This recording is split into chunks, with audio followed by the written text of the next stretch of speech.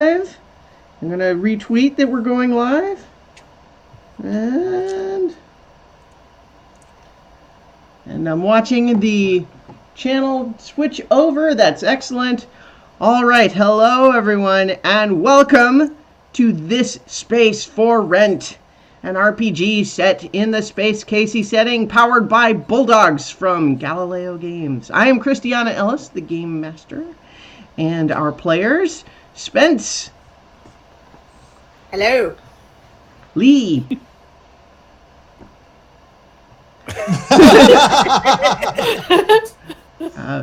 Nobilis.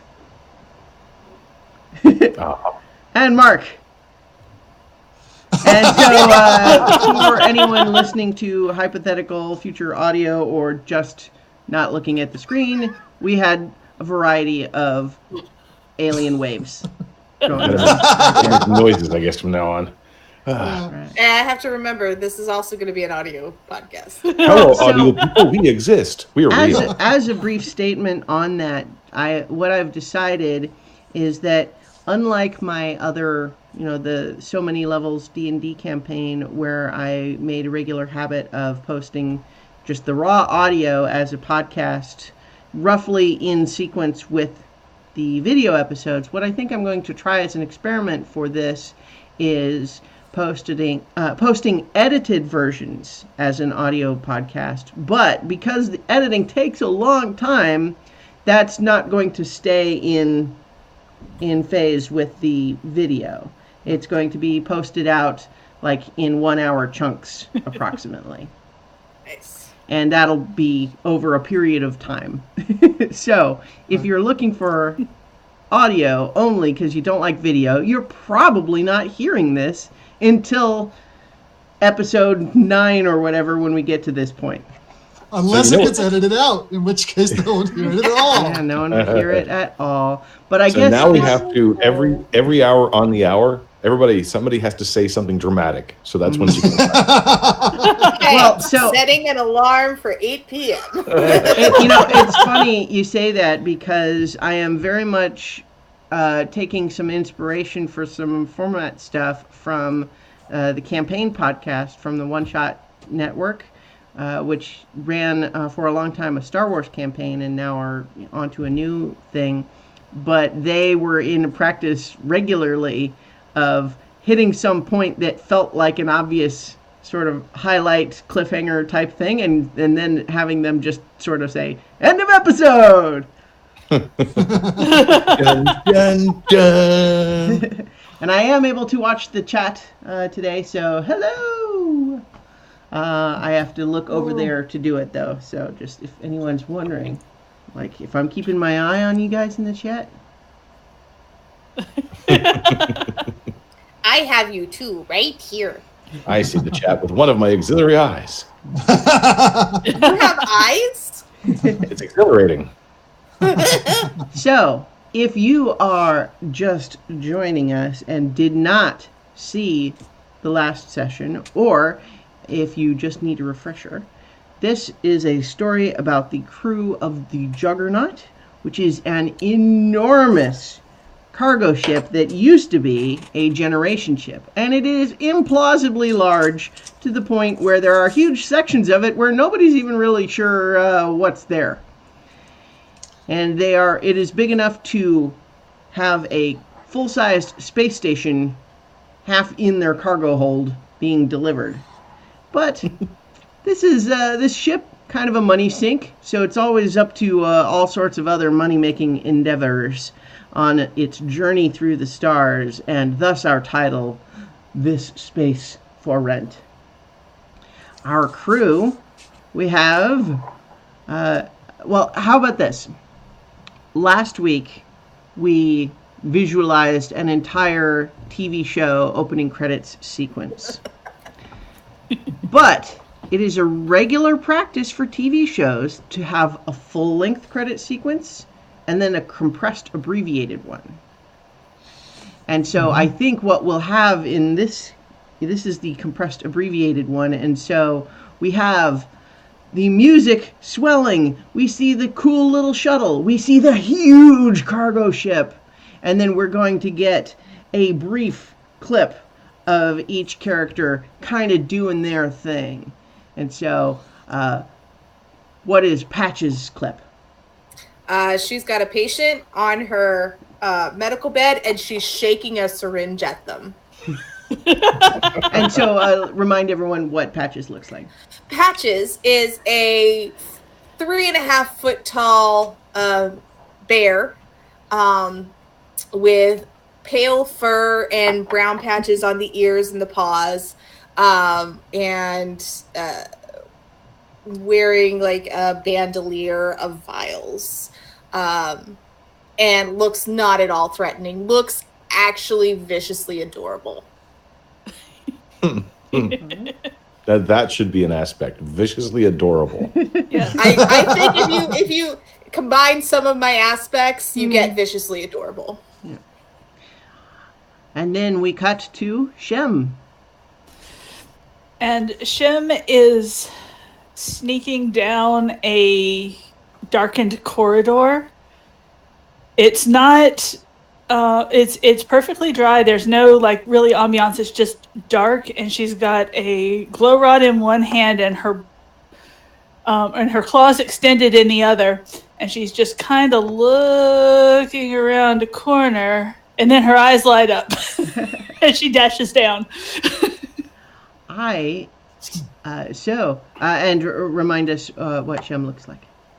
Shem is about 5'5.5" bipedal cat. She is black, gold, and gray stripes. Very fluffy.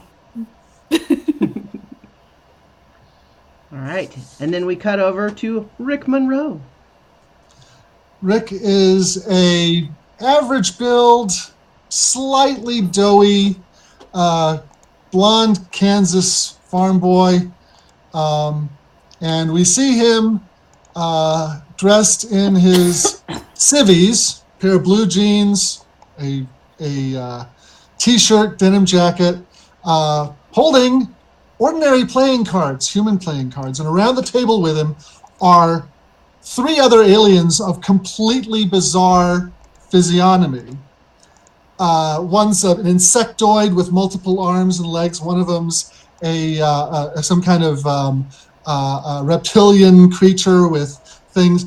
But all of them are draped with human clothes. They've like pulled human clothes onto their frames, and they're kind of baggy and kind of hanging off of them. And Rick just kind of shakes his head and throws his cards down and then starts taking off his shirt. That is awesome. Very nice. And next, butt up. You pan up from the table where the cards have been played to a vent overhead, and the vent starts to shake and wobble a little bit. The grate falls off, and out falls, or spills really, a pile of greenish sort of goo, followed by a bucket which lands on the middle of it. Bucket with a nice little red button on it that slowly forms up, and then there's one of the goopy tentacles kind of forms a.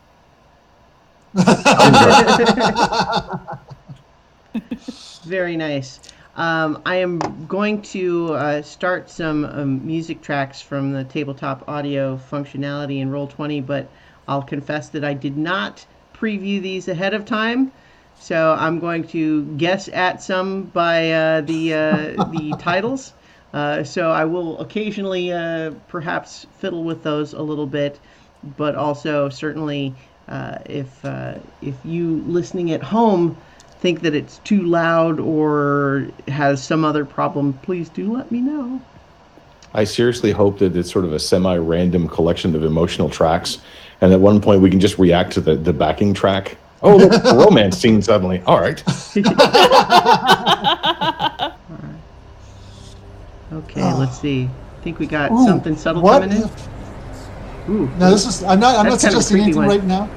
Go ahead. But what if when you're playing Fate, whatever the background music is an aspect? We could potentially do that. I could just turn it on a playlist. ominous background, so something's gonna come and get us. I kind of want a random aspect scene generator, mood generator type thing. Runs like once an hour or something. Oh my Oh, God. apparently it's a murder mystery now. Stab. That one's a Is little that creepy. like the Let's scene see. thing on Whose Line Is It Anyway? Where Yes. Scenes from Yes. Rebecca, yes. Let's see. This one is called Starship Bridge. Yep. Seems like it. I'm not sure there's music on this one. It might just be the effect. Just the yeah. It's like an ambiance with some little beepies in it. I'm familiar with that one. It doesn't have any music. I use it on This Guide Your Life all the time. Ah. So let's see. I got Busy Spaceport. It doesn't necessarily need to be music. Do you happen to know some tracks off the top of your head that you think would be good to start To be with? honest, for what we're doing, Starship Bridge is probably the best one that I would. All right. Well, let's go ahead and leave it there then. Where did I just had it open. From the Okay. chat, I feel like Mark is actually a robot and that Butt Up is piloting from the inside. It is a Make a jerky motion. over lubricated robot. All right. I have the mug for it. So, we need a previously on This Space for Rent. And all of you had been gathered together for a briefing when the captain told you your new mission is that you are to escort a group of elderly veterans on a sightseeing tour of a stellar event in the Crystallus Nebula. And it is an event that you're making some money by shepherding them there, but there are some dangers because this is a radiation storm causing crystalline asteroids to fluoresce, which requires you to expose the ship to both a radiation storm and crystalline asteroids. And then, on top of that, this beautiful fluorescence will melt your eyeballs if you're not wearing special glasses. So, having gone to the planet Bob, the Q is silent, you procured the glasses, but Rick seemed to find that there was someone else attempting to buy up all the pairs of glasses and made vague threats on their way out when they were defeated in their attempt to stop you. But then you returned. There was some business attempting to plan piloting through these asteroid fields, but Shem finished the episode having just accepted an offer from a strange rhino-like mercenary to make the trip a little bit bumpy enough to notice, in exchange for a few extra credits boxes. Oh gosh, I think it's going to be that way anyway, so I might as well get paid for it. In the meantime, you all, Patches and Butt Up, had prepared an enhancement to the ship's shields that would use the radiation from the storm to power the increased intensity of the shields and keep them from overloading during the radiation storm. And you were briefly challenged by the commandant and science head of the space station in the cargo bay. They were worried about being exposed to the radiation, but you seemed to reassure them, at least for now, that you had We that showed him our calculations. under control. Yeah. But I totally took credit for everything. It was great. In the meantime, you brought all of these elderly veterans on board and met the overworked and weary cruise director, Zulifer, who let you know that these tourists have a propensity to wander. And so you've taken some steps to try to protect against elderly veterans wandering the ship unescorted. But it may be an ongoing issue. And then, last but not least, you learned that there is a businessman from the business convention named Clip Rudin who is trying to undermine your authority and persuade people that the ship is not being well managed. And at least in this initial encounter with him, it seemed that he was making some headway in persuading people. But I will, the one more thing that I didn't include because I didn't write this down, is that you have put the word out that even the people who were not part of the official tour group, all of these other passengers that are part of the various conventions and other organizations that are hitching a ride on the Juggernaut, they have the opportunity to go to various view screens to watch this stellar event from the screen instead of through a window with the special glasses. But the response to that was substantial, and there seemed to be much more demand than there was space in the prepared viewing areas. And so, that's the situation. You're about a day out from where you're going to be viewing this event. You have entered the nebula, and the radiation storms are not severe yet, but you're starting to pick them up on the sensors of, the wind is turning fell, so to speak. What are you doing?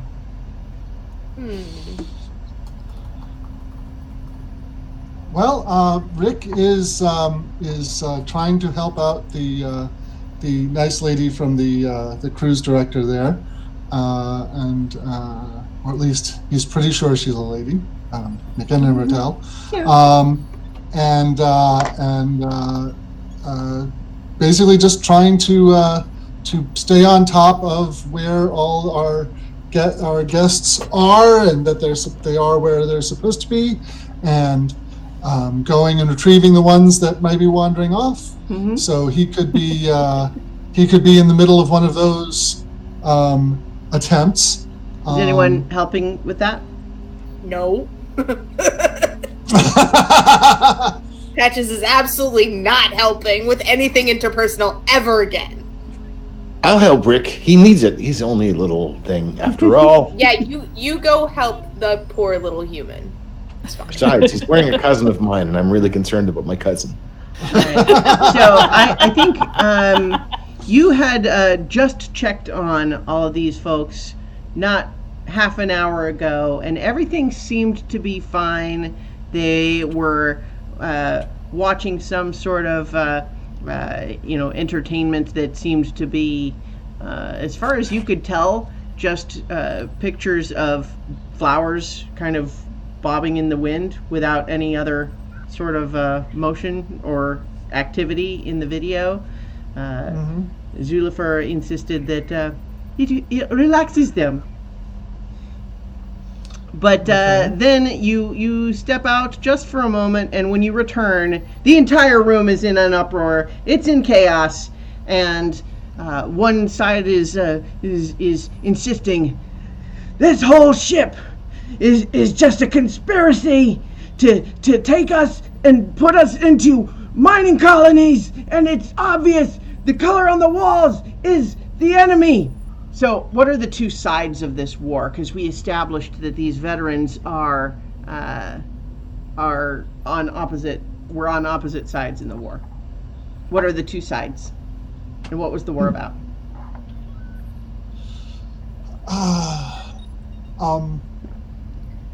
Well, there was the burlap party. Okay. And the burlap party was about trade as far as a barter system, as opposed to using any currency. Mm-hmm. That's my contribution. Okay. Okay. And then you had the merchant class, somebody else come up with a name for them, who thought that this was an absolutely horrible idea and did in fact want to round up all of the burlap people and put them on a mining colony where they couldn't infect the rest of the people with these crazy ideas about using barter instead of cold hard cash. They're the They're the Velour party. Velour, yes. At least that's how the translator translates it into English. Yeah. Let's make sure that let's keep it's going to be tricky in any sort of situation, but I definitely want to make sure we're not steering towards anything that seems to reflect on an actual real history folks, situation. No. Yeah. Oh, No. Any resemblance to any real situations anywhere are completely unintentional. Right. Okay. Agreed. So let's make it not quite so lopsided, because Okay. so let's make it where the both sides were on relatively equal footing, but maybe it's could still be a reflection of one side feels that like outward displays of wealth and luxury are like inappropriate and crass and Okay. Yeah, that'll work. does everyone like that? sure. Yeah. Okay, that definitely gives us the opportunity to have the two sides look different from one another, because probably Not quite as silly as what color neckerchief you've got on. yeah. Just a little more serious than that. Right. And so I think this first guy who's shouting is just saying, "You can see this whole place they've got us. Look how stark the walls are. This is obviously a burlap party biased ship." And the other side is just saying, "Oh, that's not true at all. You saw how many fancy things they have on this ship. It's obviously biased for the velour party." Is there a way that on one of the panels there can be a very discrete like scoreboard and that says B and V on either side, and Patches is just listening and putting up marks, and Okay. anybody who might notice might find it. How about this? That's a declaration you can spend a fate point on. You got it. All right. So yes, at some point, Patches has set up this scoreboard. Was there any attempt to? I don't know. Was there any intent to like announce that to them, or is it purely for Patches' own amusement? It's for Patches' own amusement, and it would cause chaos if somebody saw it. But she's just What like, if it's what if it's part of a scientific display about what's coming up and all the showing the arc and the travel in one little corner? This B versus V score count. yes, So yes, I like it. So it's on every single panel in the entire ship. well, That displays the information. so here's what I'm asking, I guess, though: is it obvious to the people in the room that it's showing a scoreboard? I think that they'd have to roll for it. No. She's created an aspect with this thing, Mm-hmm. and Christiana, when you compel it, then it becomes obvious. Okay. Well, okay. I mean, yeah. Okay. So I think. Also, I want to point out know- that my little sister really enjoys that. All right. Well, I think that I'm going to compel then to this. I think is probably a crew pool fate point that you get. Incidentally, answering the there was a technical question asked earlier, and just so everybody is aware, yes, because we started a new session, everybody gets your fate points refreshed back up to your refresh rate. If you had extras, you don't. So, like, if you had 3 left over last time, you don't get 6 more. You get refreshed up to 6, Got it. or whatever your refresh score is. Right. So, I think what I am going to do is compel to the crew pool, so the crew has an extra fate point now, that's actually what started this current conflict, is that they have realized that there's a scoreboard, and they're essentially arguing about who's judging this and what's their basis, and it's obviously not fair, and both sides are arguing that whoever is assigning points is doing so in a biased way. I want to type in sick burns only. I am an evil murder bear. What do you want? Oh no! Oh no. Sick burns only? Look at that. That's clearly they're the sick ones. And so why is it that they get points for that? Point. Rick and Rick is kind of standing in the middle of this, and just has no idea how to handle this. I feel like I should get snacks, Rick. Should I have snacks? I mean, we're supposed to make sure they get back safe. This doesn't look like it's leading to getting back safe. They look a little squishy. They might just not hurt each other. Incidentally, Zulifer is off, actually literally physically intervening in what looked like a couple of aliens trying to hit each other with their respective walkers. So the argument is ongoing. She is currently putting down the incipient violent crisis point. Okay. I'm gonna put up a note. I'm gonna put up a note that says verbal points only. All right. We have a long tradition on Earth of something to handle situations like this. I think we're going to have to bring it all down to decide where the points go here. There's only one thing that this kind of disagreement can be resolved in a peaceful manner, and that is the rap battle. Okay. I go over to the lights and start flickering them in a certain pattern. I love that. And here's where I'm going to turn that back on you guys, because if you thought you were going to have to make me rap against myself, oh no. You guys So get to be the rapping old veterans.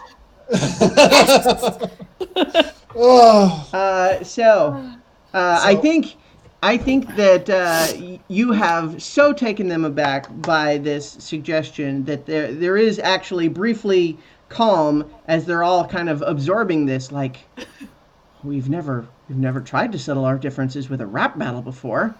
How could that possibly They have, of work? course. Do they even know what it is?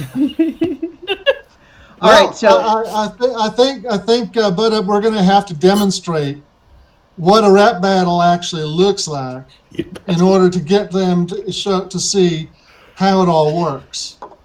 I don't even know the rules. I'm not an ancient Earth person. It's a simple thing. You make up a poem on this point on the spur of the moment that insults your opponent. Right, that's the sick burn part. Oh, there's no actual burning or sickness. That was confusing. Well, we humans and our metaphors. So, anyways, it usually is 4 lines, might be 8, depending. You make up a rhyme that insults your opponent, and then they get a chance to answer it, and basically after that, it's like the audience judging. Though in this case, it's going to be Patches. Who is, I should add, an excellent judge of good insults. Zulifer pipes up, by the way, says, I like this idea. It is the bomb. I hope that it will keep everyone calm. That was a revolting speech. No, that's not. Now, I personally am terrible at this kind of thing. Mm-hmm. So I believe there's an ancient Earth saying you're looking for. He who smelt it, dealt it. Here's a little tip for everybody in terms of this improv game, which is making a rap. What I'll suggest because this is not something that everyone has practiced or prepared for necessarily. If you want to just wing it, that's fantastic. But an alternative would be come up with what you want the last word of the second line to be. How do you want to finish? Because that's the cool part. and then find a word that rhymes with that and a line that will lead to it. Okay. So that's a suggestion. See, so I just had this. If I had this idea an hour ago, yeah, I would look so smart right now. Well, I mean, I could probably do one. how about this? It'll be terrible. I'm going to offer, because Rap Battle as an improv game is actually a very difficult game, and without having everyone been trained on it, as much fun as it would be to just force you to be all on the spot, that would be mostly fun for the people watching and not necessarily as fun for you guys. But what I will suggest is, if everyone would prefer, we can essentially roll for how good the raps are. Yeah, and I think provoke is probably the appropriate skill. Mm-hmm. All right. Which Rick has none of. Well, and Patches has plenty. So I'm gonna roll for Rick here, and I got a 4. Oh man, I got a 4. I think you guys get the old Alien veteran version of that GIF where they're all going, oh my God, running around. I may have to figure out what that was back then, but there was something channeling through. Yes. Wow. Okay. So yeah, and yeah, it has to do with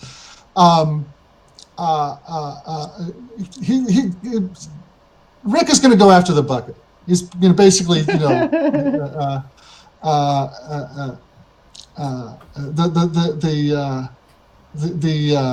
rhyme is going to be bucket and chuck it. Zulifer, Good save.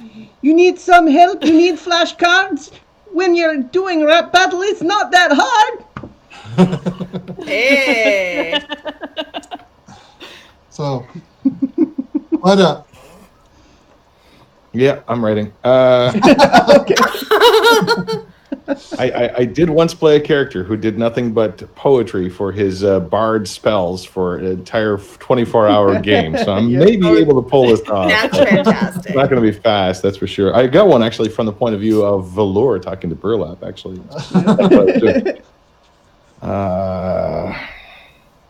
Yeah, I'm not going to be able to do that in time. I probably will come up with it and I'll write it down later. Okay. At some point, we'll have a flashback to the. That's fine. Yeah. We can roll for now.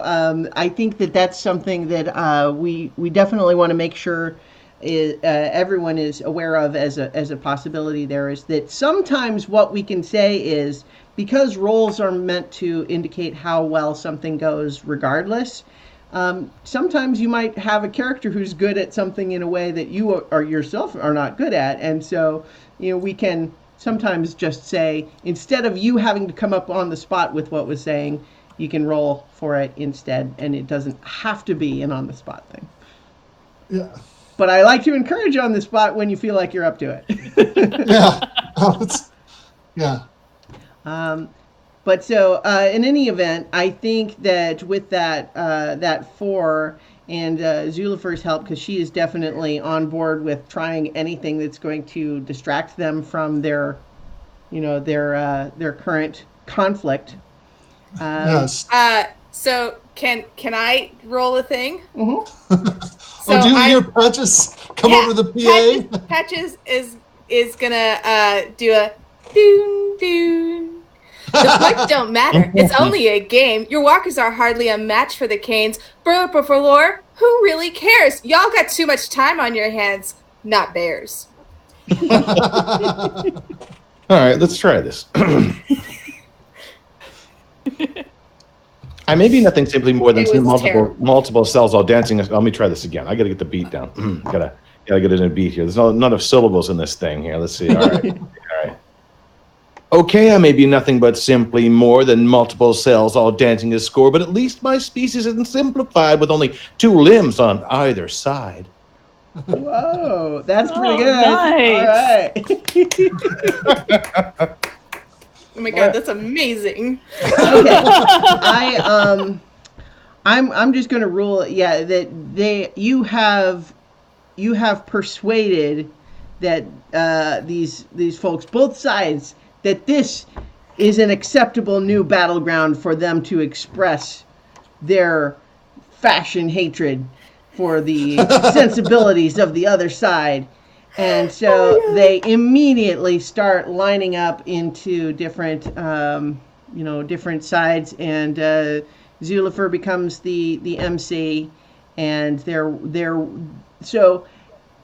still very much at each other's throats, metaphorically speaking, but they are no longer attempting to physically fight, and they absolutely seem very distracted and enthralled by this idea.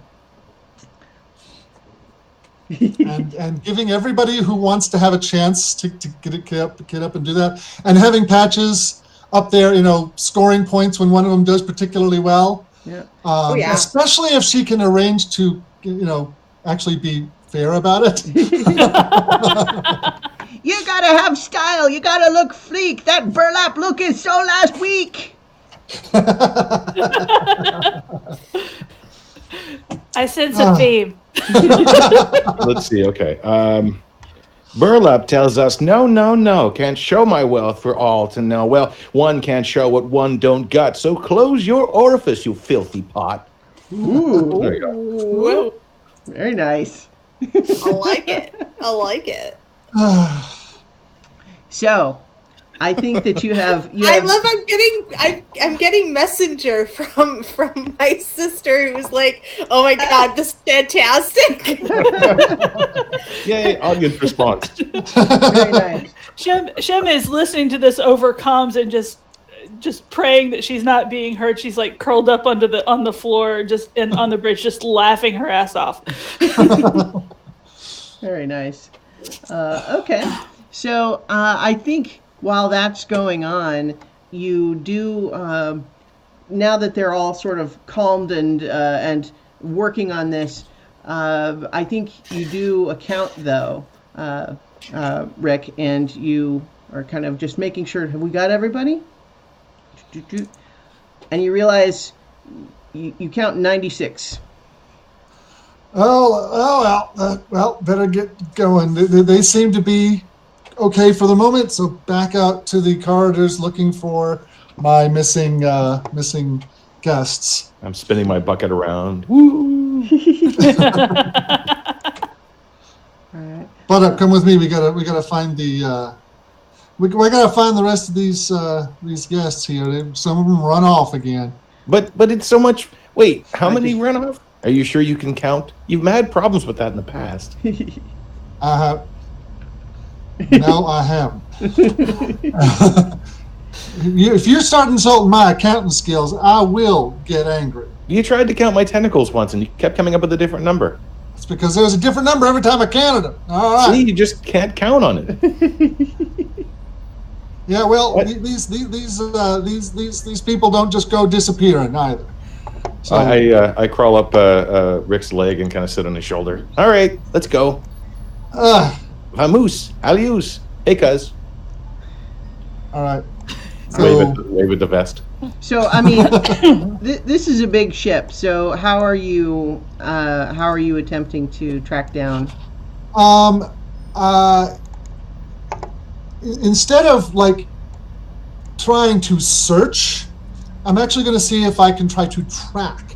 In other words, I'm looking for doors that have been opened that weren't supposed to be, looking for traces that they might have left behind, slime trails and fur caught in things, whatever things they were, because that's a little more his style as far as the way he would try to find something. Mm-hmm.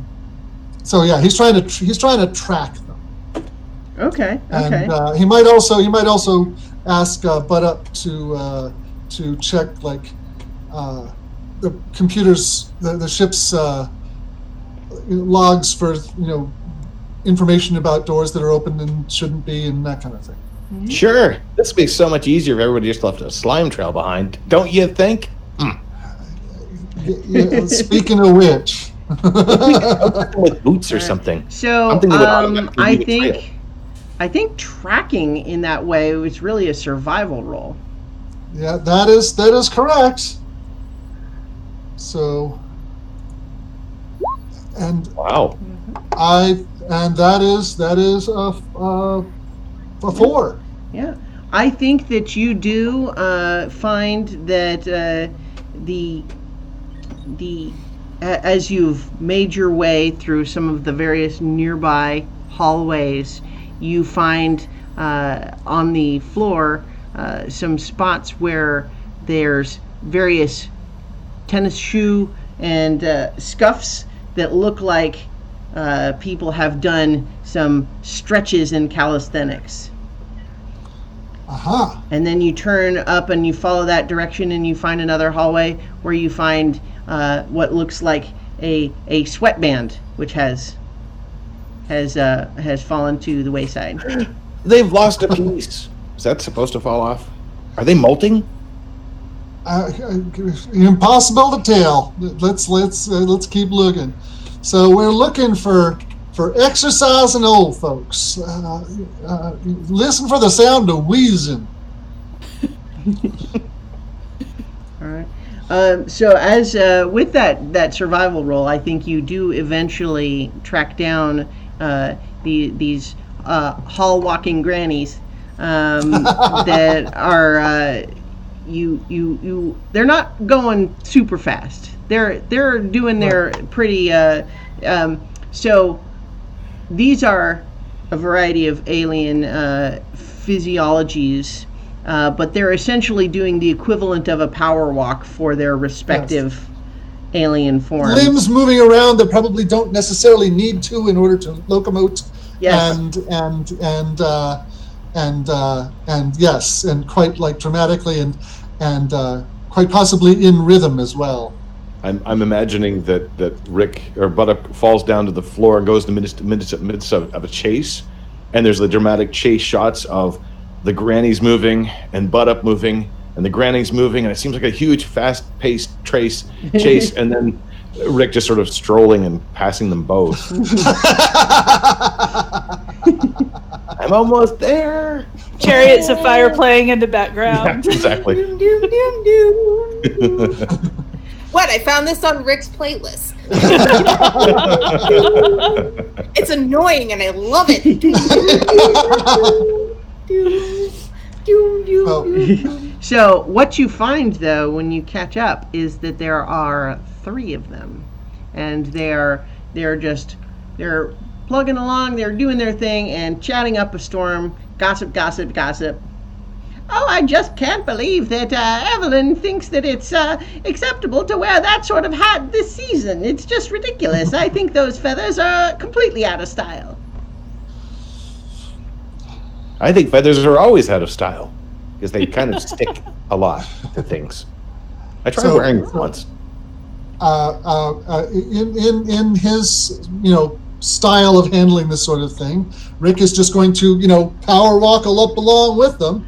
They are delighted, by the way. They just say, "Oh, look at this young buck joining us. It's good to keep in shape, Gonna ride back up on the shoulder in motion. Gotta stay in shape. Yes, sir, ma'am. You want to stay in this shape? How ridiculous! And it's like, how are you folks with stairs? Because we don't have a whole lot of stairs on the ship. We mostly got ramps. But if you want a real workout, stairs is where you get them. Are you okay with stairs? Oh, well, we generally try to avoid them. You see, Sadie here, she lost her knees in the war. Oh, well, if you keep on going the way you're going, you're going to come up across a couple slots of stairs. How about if I show you way keep and avoid those? Oh, well, that would be delightful, although I think that we have got it under control. We are veterans, you see. If you want to join us, though. So I'm gonna just see if I can persuade them. Yeah, but kind of taking charge of their path in a friendly kind of way. Seduce. But basically by being kind of kind of ingratiating myself to the group, trying to feel part of it. Yeah, So I think that's probably like a rapport role. I think these are good-natured old ladies who are just out for a walk, so I think probably a 2 is what we're looking for. I want to help. I got a 5. Oof. But That's a success with style, because you beat it by 3. And so I think that they just say, you know what? Maybe it would be nice to explore the ship a little bit with a guide who can show us the best places. Yeah. But, young man, if our friend Rorothy decided to go off on her own because she always just has to do things her way, and they all kind of just agree, yeah, she's really like that. She has to always all going off on her own. You should find her and let her know as well. But can you check on that while keep an eye on these and guide these ladies to their through their workout today? Sure. What does Rorothy look like? Does she have any distinguishing features like feathers? No feathers on Rorothy. She's small. She's only about yay high, and she holds up. She's about 3 feet tall is what she's gesturing, and she's got a hard shell that she's got all gemmed up and glittery. Ooh, sounds pretty.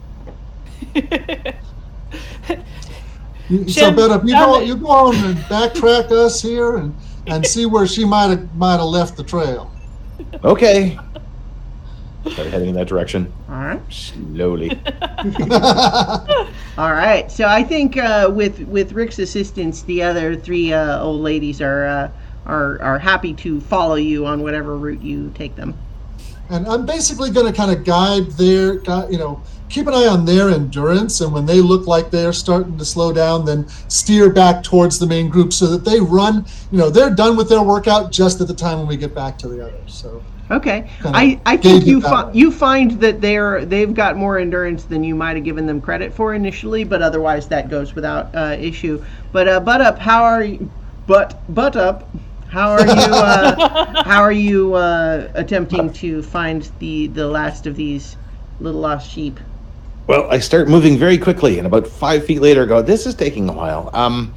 So I'm going to go over to the side of the hallway. Mm-hmm. Just sort of pat the hallway a little bit. Hello, Juggy.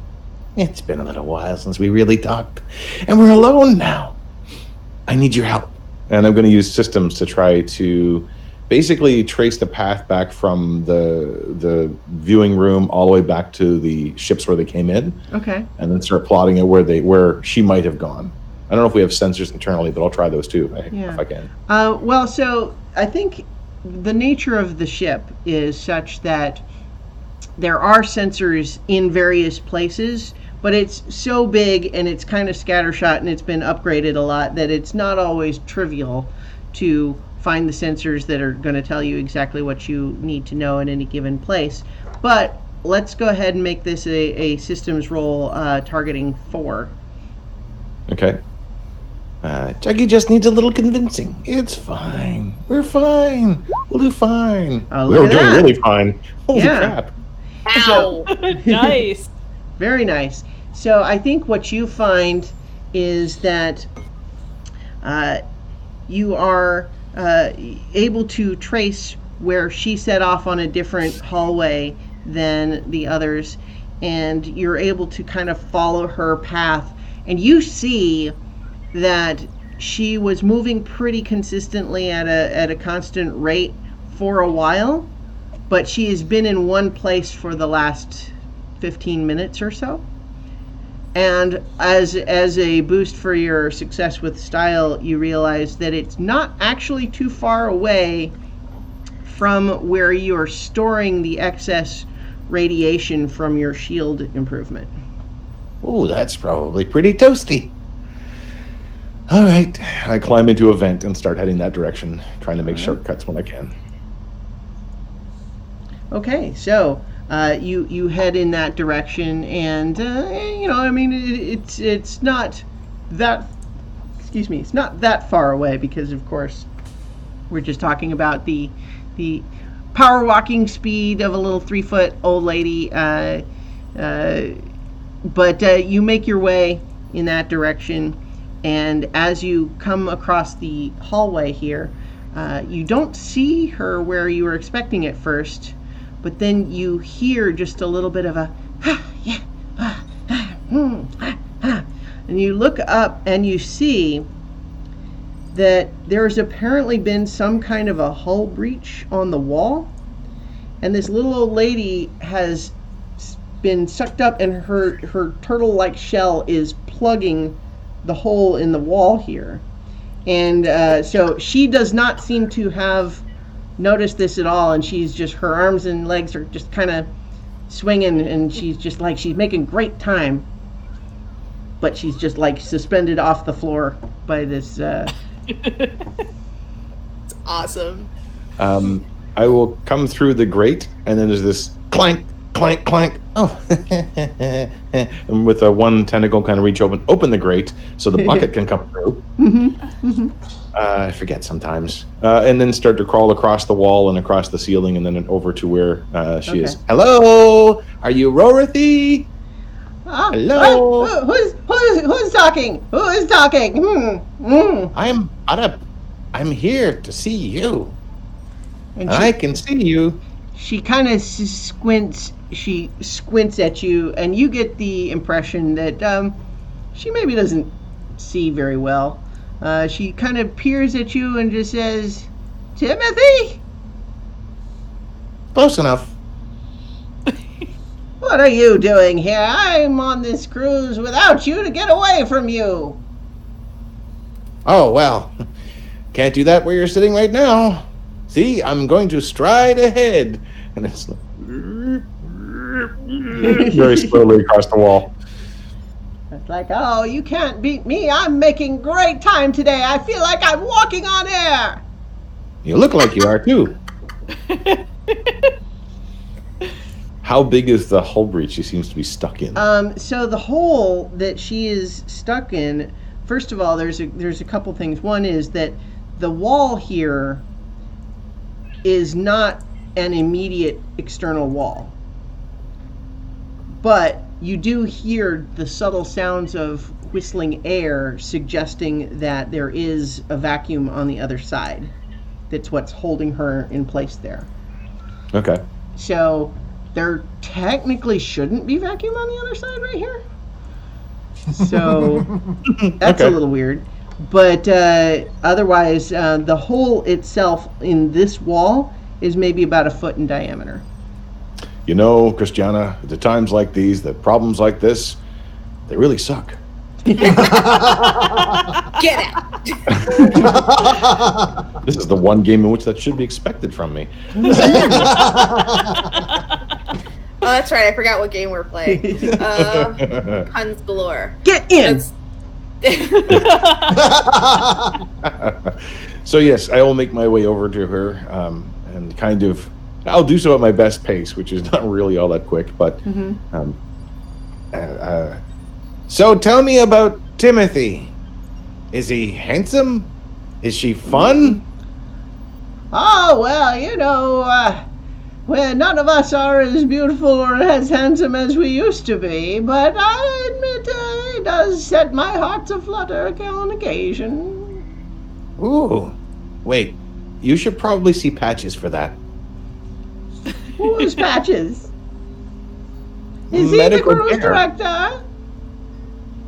No, at least I don't think they've taken on the cruise director position. They have been kind of busy lately. Patches comes over the intercom. Stop saying my name. It pings me when you say my name. Ooh, really? Yeah. Patches, Patches, Patches, Patches, Patches, Patches, Patches, Patches. Patches, Patches, Patches, Patches, Patches. So is this, are you talking just like on the PA system in that area, Patches? Or is it like,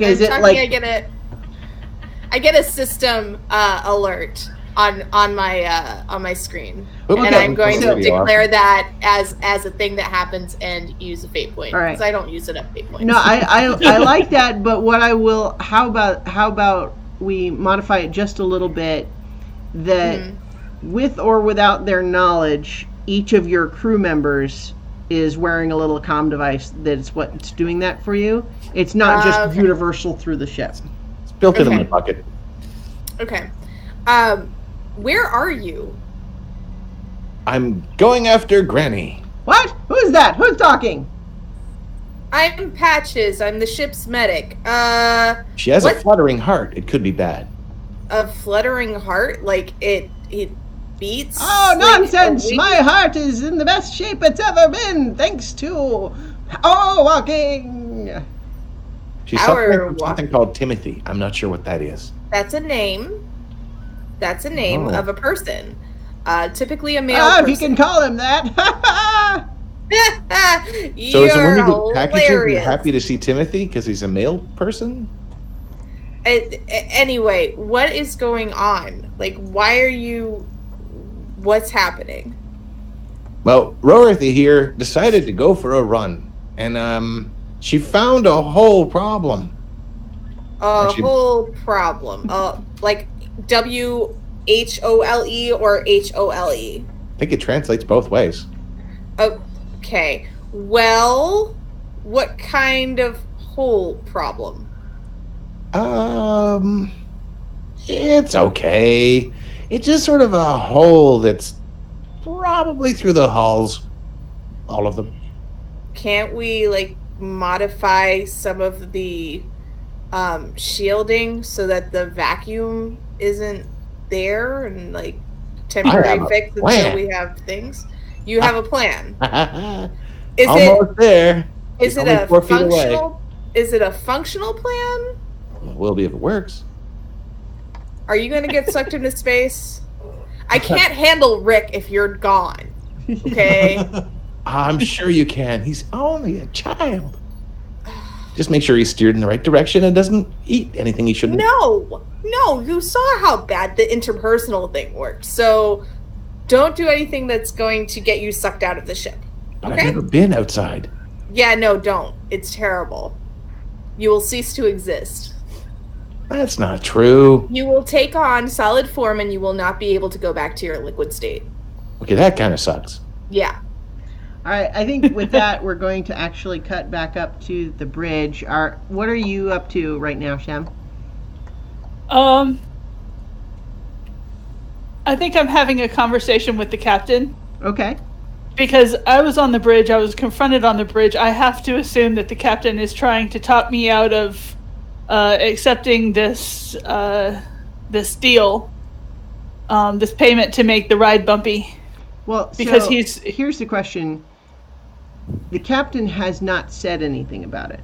Are you bringing it up? I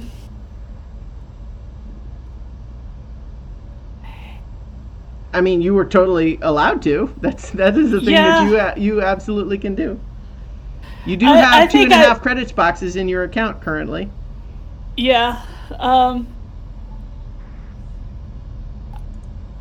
I think I'm gonna have to. All right. I watched this guy leave, and I said, "Okay, Cap. So what you think?" I think what you find is that you get like a static response.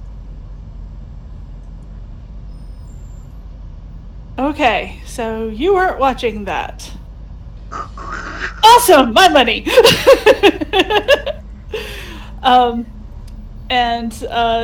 So she's actually going to go leave the bridge and see what's going on with everybody else, because she has her planned route. So there's really not all that much for her to do up there. She's going to go join everybody else and see the veterans and watch the next round of rap battles. All right. So I think as you get back down to where all of those tourists are gathering, you pass in the hallway.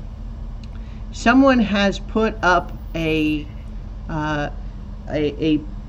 flyer over the top of one of the flyers that you guys made that says, "Why watch the flaring on a view screen when you can see it right through the viewport.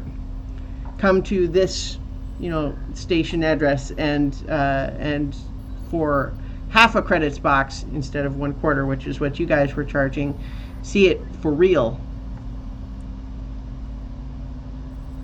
Okay, this is a problem. I'm gonna rip down the flyer Okay. and take it with me, and hurry up a bit.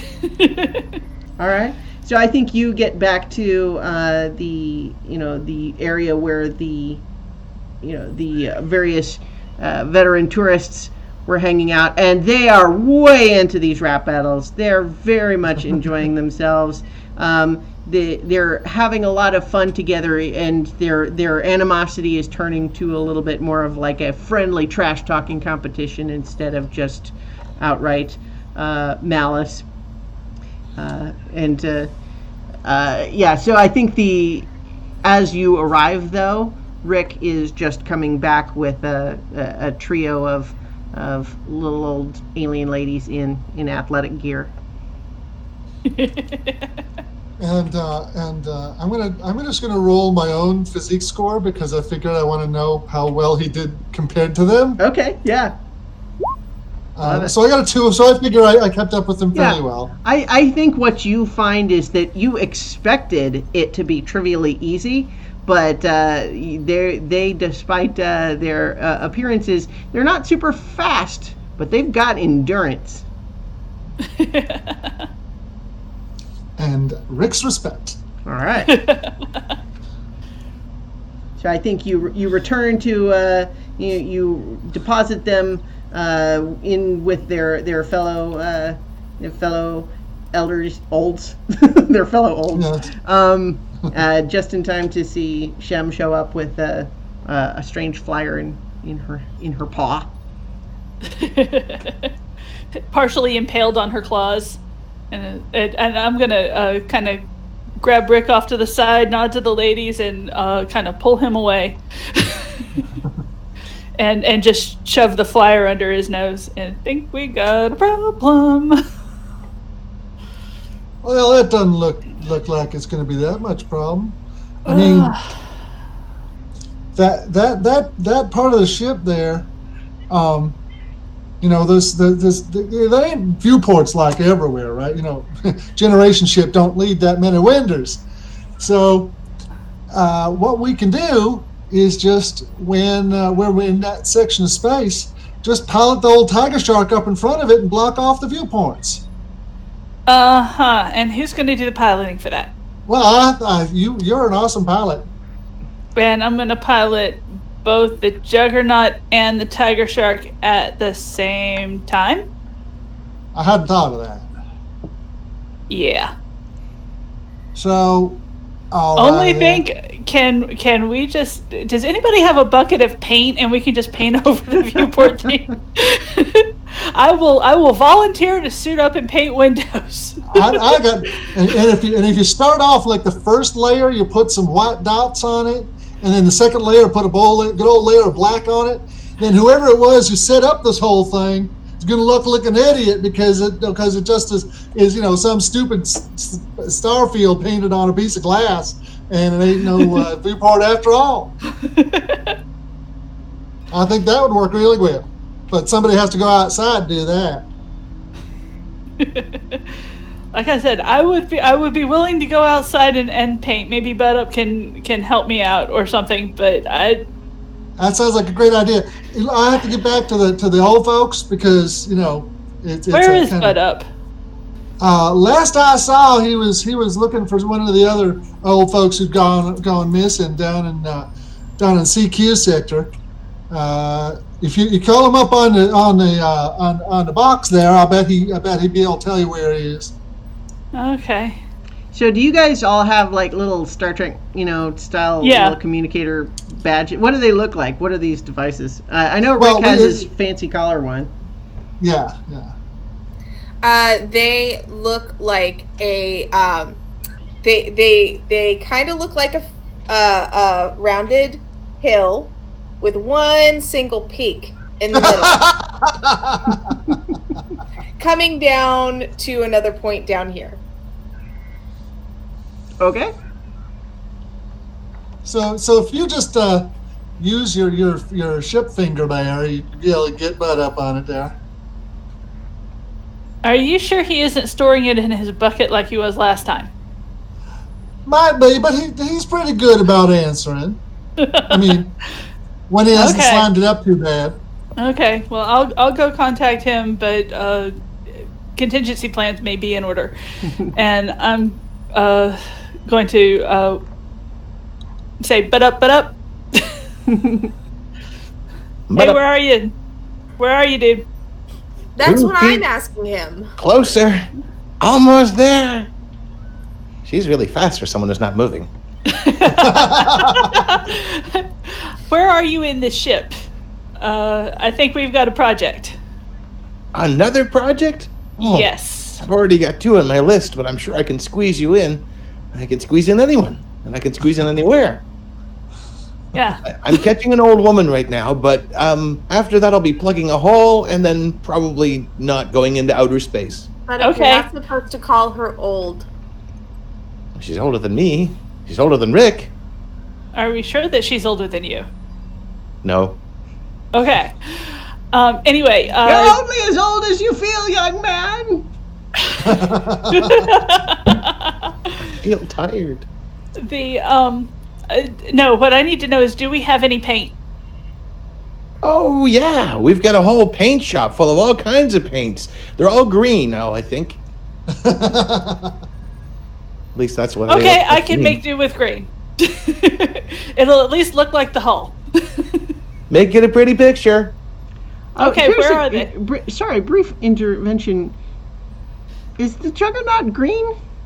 I don't think we ever Probably really not. said. I think in my head I was imagining red, but I don't know if we decided really. Actually, the drawing that Mark made of what it might look like actually reminded me more of a coronet. So I've always been thinking of it as like a golden brown color, and then the slime that's holding the Slightly toasted. it's like little toasted bread color, and then the slime that's holding the space station is actually like this creamy white. Like the filling on a coronet. No, I like that actually. I just Okay. figured First, I thought you were talking about the musical instrument, and I'm like, what? Yeah, the little pastry thing. Yeah. Yeah, I got that eventually. As for the paint, I figure we found probably at least one paint storage room, but it was all green. Yeah. There's probably another one. Doesn't match the ship at all. Inside or out. That's absolutely the sort of thing that I like to imagine being in various places on this ship, is like a huge paint storage room that's all one color that is not the color of the ship.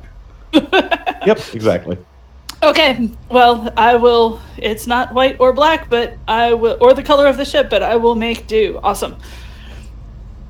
Do you need any help with the hole, or the person who is currently plugging it?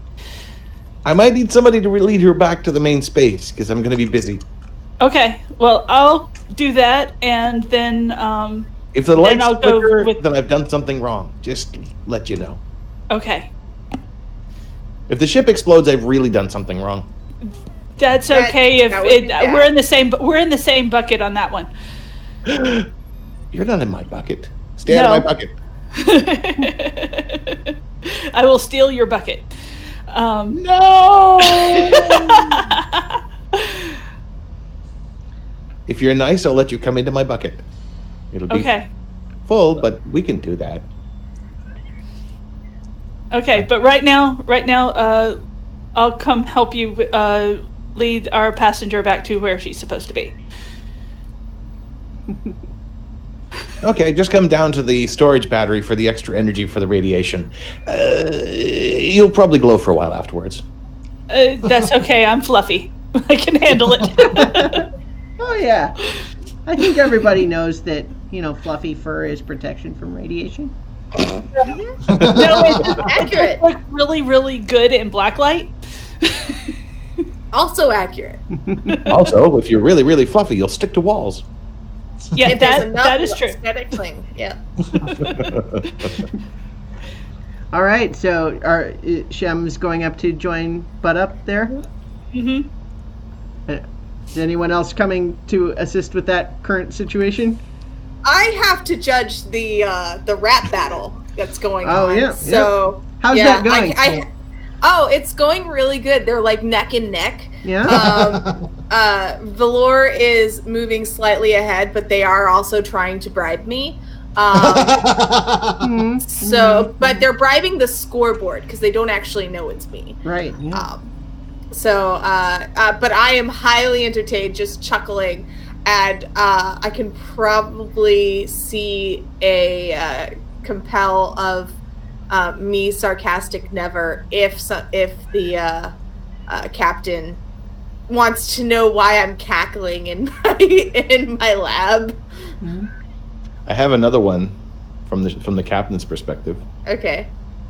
Let's see if I can get the beat right again. Little ship, have you any space? Cargo, passenger, fourth wall, face. Stick it into any room on our ship. See, the Juggernaut's a full-service, cavernous, station-schlepping, fancy party, stuff hauling ship for a small fee. Very nice. Nice. I like that. The captain hasn't said anything to you in a little while.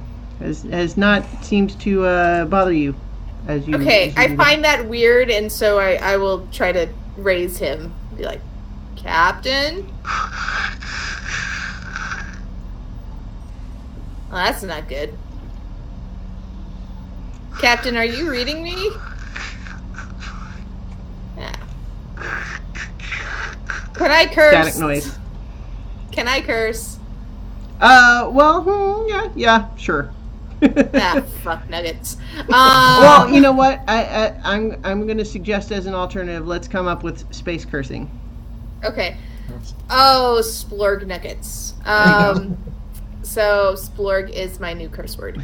And I will post on the scoreboard, final battle begin. Ooh, that sends a ripple of excitement through the room. Yeah. So, and I'll give them one more round, and then I'm going to try to figure out what's going on with the captain. Okay. What about you, Rick? Are you going to help Shem and Butt Up, or? Rick is definitely staying with the old folks. Okay. Because we don't, so at some point that's going to be a problem again. So he's staying with them. He's helping to keep the rap battle under control, and yeah, that's where he is. And he's not particularly worried that the captain is incommunicado, because that guy's only ever a problem anyways.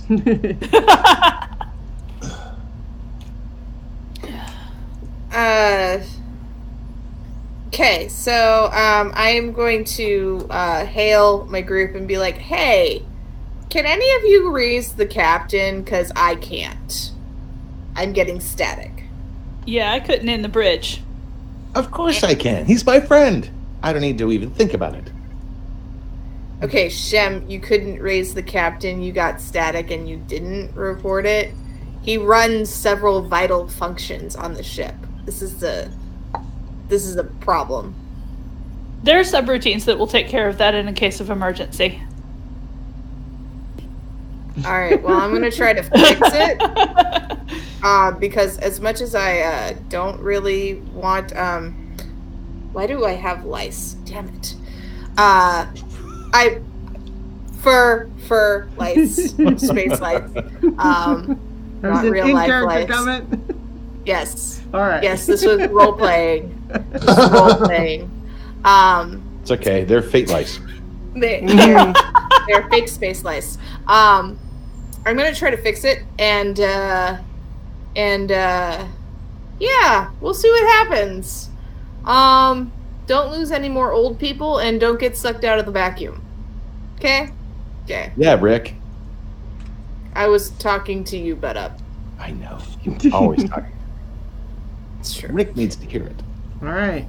So, what have you been up to, Butt Up, while this is going on? So Shem's on her way to you, but what have you been doing? Slowly making my way over to Rorothy. Okay.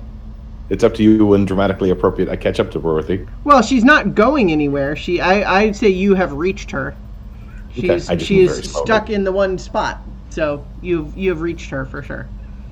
Hello, Dorothy. And I start to kind of move around her a little bit, kind of in place. Okay. This might take a little bit, but you should be fine. And I'm going to turn on the shield on my bucket, Okay. hopefully engulfing her. I'm not sure it's easy for your personal shield to envelop a whole other person. I'm going to jerry-rig it then. I'm going to fuss with my bucket. Sounds good. That sounds like an engineering roll, and I think that if you only need it to be temporary, let's call this a +4 target. Engineering, you said? Yep. All right. I will invoke. I've taken apart these ships and mostly put them back together again. Okay. Is my engineering aptitude All right. to gain the +2 necessary. Okay, so with a 3 +2 from your aspect, yes, you have temporarily boosted your bucket's shield so that it surrounds both you and Rorothy. And I think what does the shield look like on your bucket? What is its nature? It kind of manifests as something looking like a green slime glob growing over the space and then slowly becomes transparent green. Okay.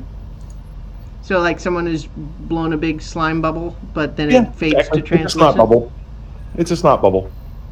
And I think at when she is enveloped by this thing, Rorothy is just like, oh my, I didn't pay for this. What is this? This is free. You didn't have to pay for this. I'm Bud-Up. You can call me Bud. Some people do. I don't know why. It's not my name. She squints at you again and says, "Are you the cruise director?" No, I've never directed any crew before. Although I've told them what to do, so yes. Well, tell them it's entirely too slimy here. I don't think that's possible. She's still trying to do her power walk thing, by the way. So the hope with the shield is the shield now fills the hole, so she's not stuck at it anymore? Okay. Yeah, so I think she is in the shield with you, but the shield is now blocking the Okay. the hole. And if I look at the hole, is it bigger than my bucket? No, I think your bucket is just about the right size that you could plug the hole with it. Okay, I'm going to do so. I maneuver around her. Excuse me, sorry. Ooh, was that important? Ooh, that seems delicate. Oh my. And shove the bucket. In the most non-PG thing I'll probably say tonight, I shove the bucket in the hole. So I think let's try to figure out what sort of role. So How about you're trying to jury-rigging? push the bucket. So the bucket is the source of the shield, right? Mhm.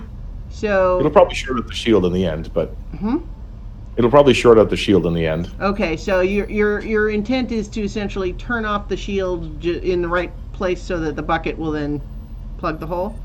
Yep, I figure right. this is part of jury rigor. All right. So yeah, I think that you have managed to do that. Rorothy is no longer suspended by the shield or the vacuum, and she is about to fall to the floor. But your bucket is now plugging the hole instead of her shell. I will try to well, he might think of it as catch her, probably break her fall is the better description. Okay. Don't worry, I've got you. My cousin does this all the whoa, that hurt. Are you letting go of the bucket, leaving it up there to drop down with her? Yeah, sadly. I think that the two of you then splort to the bottom of the floor of this hallway in sort of a big mush, and she kind of sort of finds herself floating on you a little bit, and then kind of just says, "Oh my, is it Spa Tuesdays already?" Your shell is really pretty but heavy. Oh, thank you, my dear, but that's why I've got to stay in shape, you know. As your cruise director, I would ask that you wait for an attendant to come and wipe you off. They'll be here in a couple of minutes. Oh. And just then, Shem walks down the hall, and Yeah. So I think you and first pulls of all pulls her out. Yeah, so you see this little old bedazzled turtle lady blorped into Butt Up, and currently Butt Up's bucket plugging a hole in the wall, and you do hear still just like little air whistling through, because it's not a perfect seal, but it is. I imagine the bucket's rattling a little bit. Yeah. Yeah. Can this turtle lady with the rhinestones just covering her shell also have a pair of glittering cat's eye glasses? Please. Sure. Okay. You don't want them to be tortoiseshell glasses? No, it needs to be contrasting. Yes. Okay. It's canon now. Turtle cannon. And they make her eyes look huge. Turtle cannon. Hey, you don't know what she did in the war. She might have been a sniper turtle. Yeah. She might have been ammunition. She had to be very, very stealthy, and now that she's retired, Oh, the shiny. I'm sorry, I'm having a Moana moment. because I'm shy. Okay, sorry. Anyway, Let's not violate any copyrights now. I know. No. I have a hard time with that, and it's really too bad that Patches did not witness any of that, because she would then learn that Butt Up can feel pain from the impact of weight. It's more of a spreading like Gronk.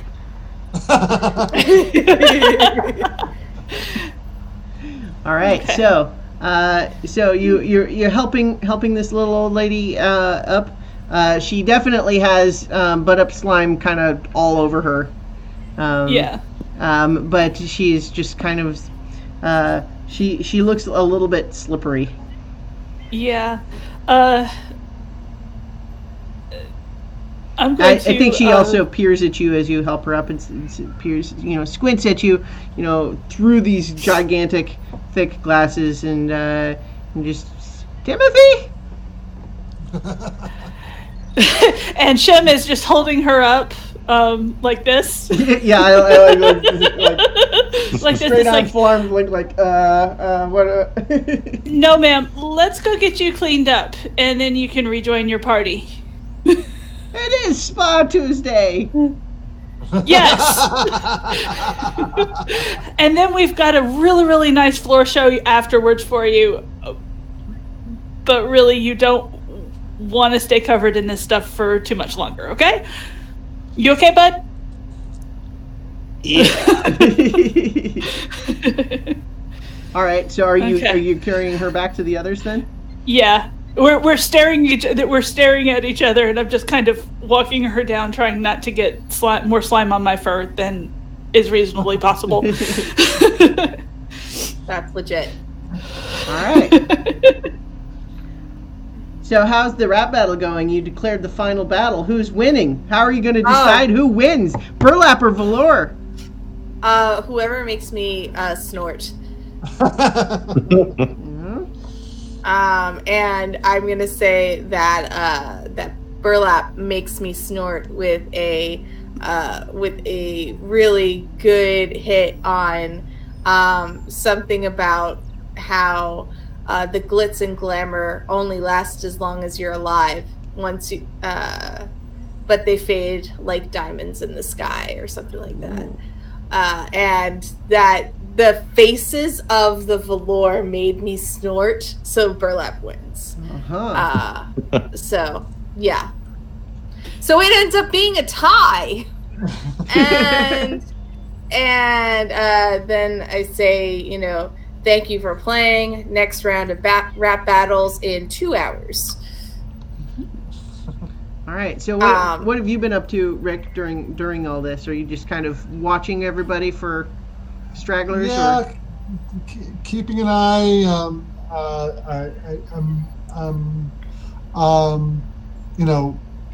Befriending people. Because the rap battle's going on. As people people who don't seem as interested in it. Engage them in conversation. Sure. And just kind of get them to talk about themselves. That's what everybody likes to do. So what we're going to do briefly is we're going to role play one of those conversations, but you guys, everyone except Nobilis, you're one of these old veteran folk. And you're sort of off in one of the quieter corners while this rap battle goes on. And if somebody looks like and maybe looking for some other excitement, I'll kind of intercept them and come over and say, "Hi there, my name's Rick. What's yours?" Oh, well, my name is Dresden, and this whole poetry rhythmic Bershniket is well and good, but it's not like the real action. I used to tear up a dance floor, and there's no dancing anymore. And I mean, I've got a titanium hip, and I've got an unobtainium ribs, but it's not like it used to be. You used to be able to twirl a bean around and really show them a good time, and you had a good time, and all this jibber jabber about, oh, my side was better because of this, and my side was better because of that. It's not how you set things on the floor, and none of us dance anymore. You know what I'm saying? Luxury. Luxury. Why, back in the war, I would have given my right arm to go dancing, and I did. It didn't take any luxury. You could have done it on a dirt floor, and we did. Dirt floor, luxury. Why, we had nothing but potholes upon extra munitions that were just dropped on our heads. But did we complain? You're damn right we did. Right. That's the one thing your side was great at, was complaining. In fact, you could make a nice rhythm out of the tears from all of your tear ducts, and I'm dropping my cane on the floor. Excuse me. And he reaches down to get his cane and topples over. With a little assistance from another little old lady. And stay down. Why, you no good circumvented ciliopod. Those are pretty good. My pods may be silly, but those so-called dance moves of yours weren't anything but wiggling. Oh, you just wish you had a time in my arms. I would have twirled you around, cut the floor with your little talons that are on your legs, and you would have been left dizzy and dazed with how spectacular. Luxury. Well, I can go wiggling now if I wanted to. Every single bone in my body has been fused, replaced, and or upgraded into something that doesn't move anymore. Can you bob? I can bump you pretty good. No, I mean like Bob.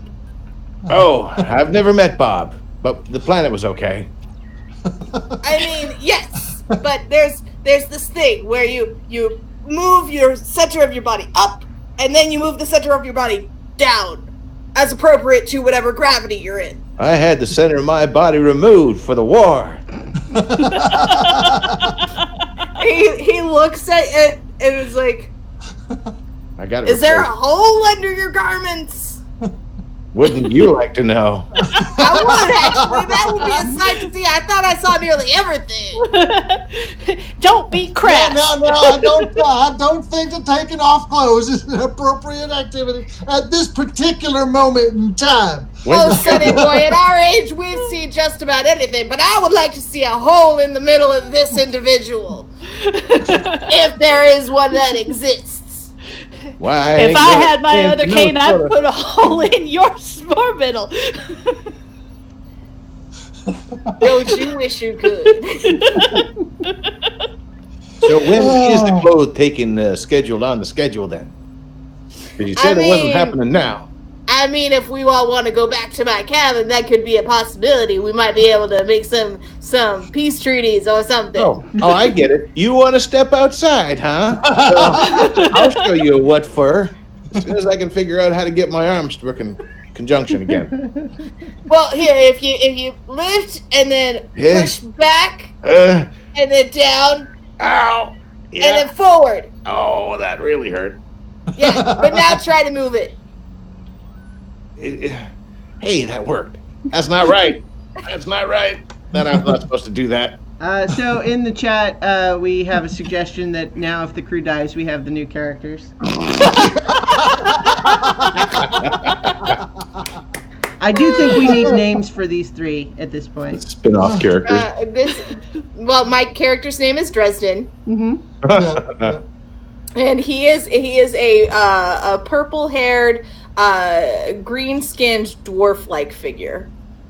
Yeah, and my character's name is Doily, and she is she's about Patch's size, but she's a lizard person with long, sharp talons on her fingers, and her legs have all been replaced with prosthetics, and she has a cane in one claw to help her, and she likes to bash people over the head with it.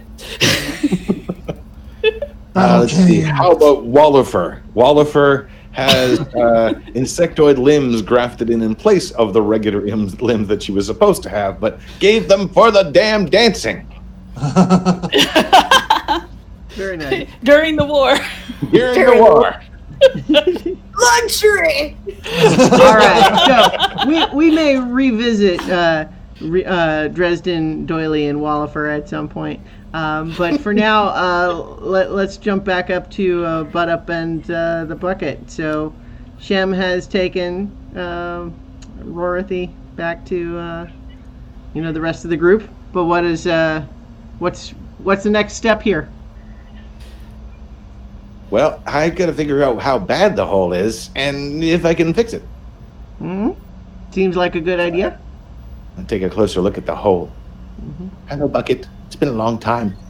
I've kind of missed you. Feel kind of cold out here. It's okay. We'll be together again soon. I promise. And I'll give you an upgrade. All right. So, what are you trying to discern about the hole? I want to see what kind of hole is. If it's like a jagged hole, or if they could see that something punctured through, or if it came outward or inward, those sorts of things. So, what you can determine is that it is not a smooth hole, but it also doesn't look like a puncture. There's none of the metal punctured in.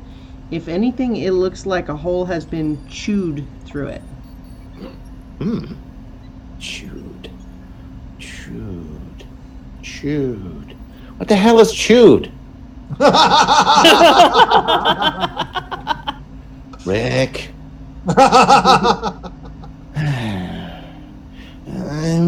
Where in the wall or ceiling or floor is this? So if we're imagining, your standard generic, Star Trek set hallway corridor, only I think probably dirtier and a little dark maybe. I would say it's about like 5 feet up on the wall. Okay. Weird. And it looks like it still looks like it's pushing outward more than inward. Well, right? It didn't chew its way in, it chewed the way out. The current vacuum is on the other side from you. Right.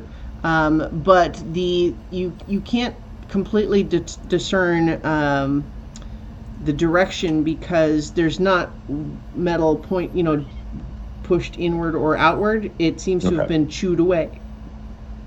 So the metal that used to be there is not just burst outward or inward, it is gone. Okay. What else is in the room? So right now the corridor is just a corridor. You did see previously that you are not far from the sort of radiation batteries that you guys are using to, harvest the extra zeta radiation in, but that's not in the room with you right now. Okay, I was thinking for some reason it was, which was confusing. No, it's nearby. Okay. Well, you don't technically need all of the wall panels. So I'm going to proceed to go to the inner side of the corridor and start to strip off a couple of panels there that I'm going to replace my bucket with. Okay. The hole. They probably were needed for something, and there's probably nothing terrible about having them out there. But right. So you're making the other wall like structurally weaker, but there's not currently a vacuum on the other side of that wall. So that makes sense. So you are dismantling the wall on the other side in order to have material to plug the hole. Yep. Sounds good. So and hoping to do that. Like look through to see what's on the other side first. Well, the rattling vacuum tells me it's probably not a good idea to look through, especially for a slime-like creature. That's true. It would very easily sucked through a hole from vacuum, I would think. Although we have doors, and doors have windows, so I'm going to take apart one of the doors. Mm-hmm. One of the ones that has like a visible pass-through window, so you can see through what's on the other side. And it's probably one of the ones that would probably seal in case of vacuum emergency. So it's probably bad to take this apart, but I don't care. You're going to dismantle one of the blast doors, sure. Yeah. One of the blast doors with a window, and I'm going to try to maneuver so that I will be able to pull the bucket out and then slam the door on top of it, so I can see what's through on the other side. I think that's going to require a significant check. Yeah. All right, let me think. That's probably an athletics check, really. Oh boy! Unless you can convince me of some other role being more applicable. Well, if I could say that I'm fighting the hole, I could push into one of my stunts, I suppose. Yeah. So if you could use fight, then you could use your stunt where you can use engineering instead of fight. It might be easier for you to just try to persuade me how engineering would be applicable. That's also possibly fair. Let's see. I'm open to that if you can explain to me how that would work. Okay. How I can use something else so I can use something else. This does seem to be kind of convoluted, which is usually my pattern. Let's see. Well,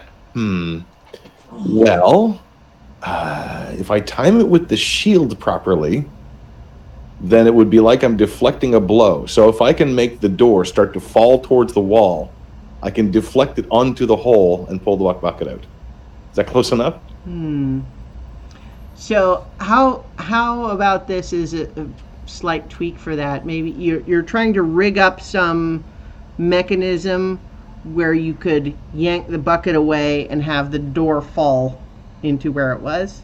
Right. Is that the idea? I'm just trying to make sure I'm understanding what you're suggesting. Okay. How are you yanking the bucket away? Oh, I'll probably pull some wires out of the wall and tie those up into a rope and make a pulley out of one part and actually tie it to one of the blast doors. So when the blast door opens, it pulls like a big pulley. Yeah, okay. So I will buy that is an acceptable use of the engineering skill to solve this problem. I'm still looking for a 6.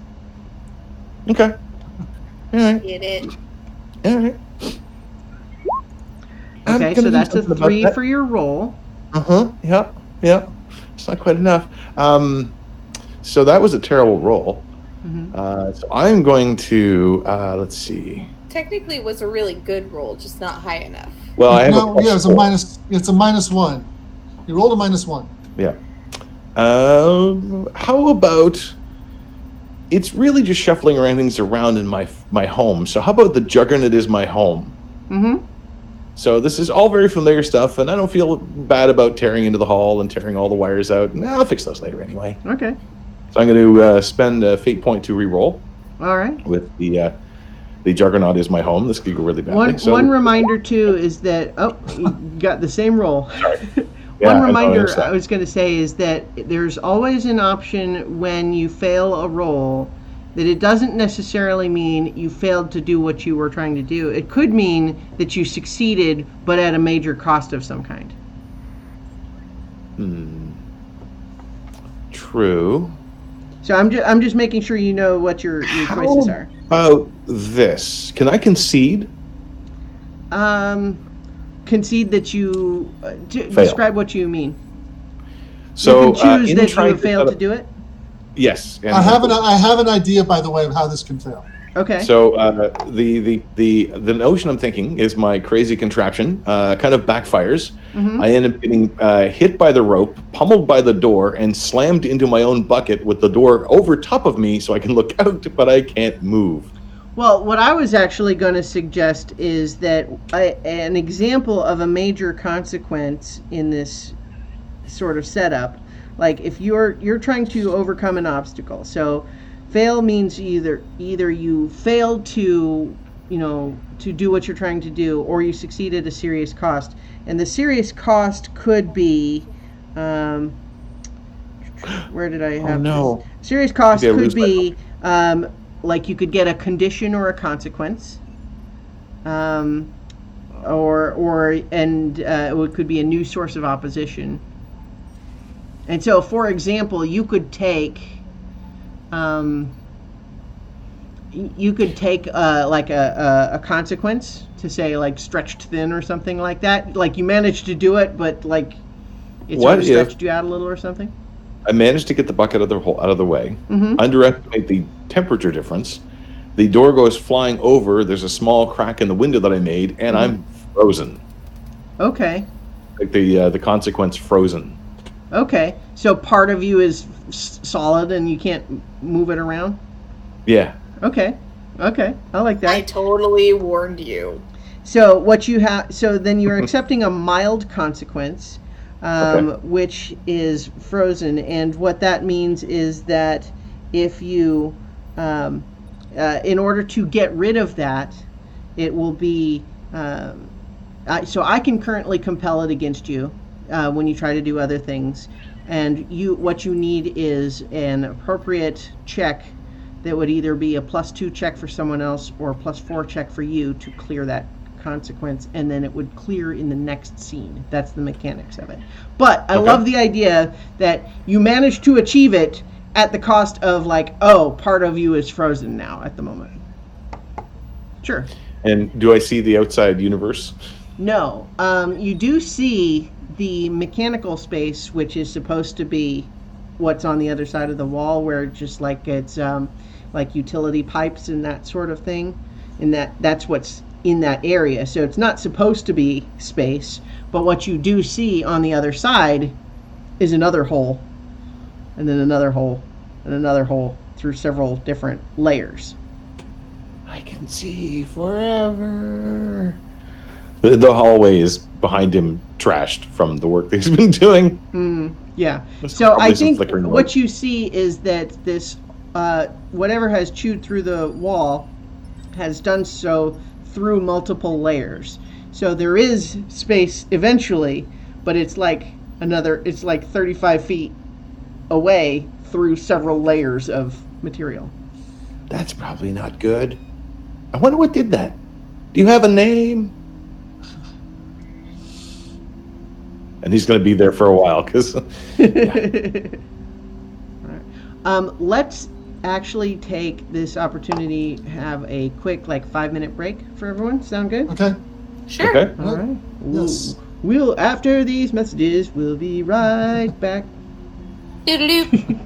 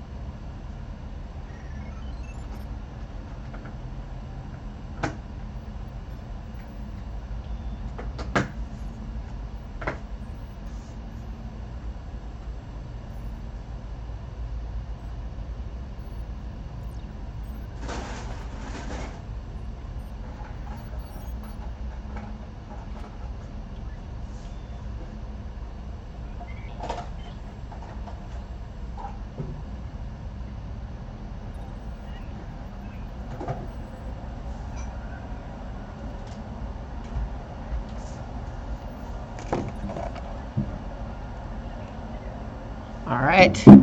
We're waiting for everybody to come back. I'm making tea myself, but I think it's also perhaps an opportune moment to play around with some of the other little audio tracks to see if some of the other ones sound great. I could have done this. Go ahead. I was going to say, admit it, you're just tired of the beeping in your ears. Oh, well, let's see. Did I actually stop the other one? Some of these are quiet, and I've got my electric kettle going in the background. Let's see. Protean Fields is this one. Well, it's also actually Busy Spaceport. Let's see what that one sounds like.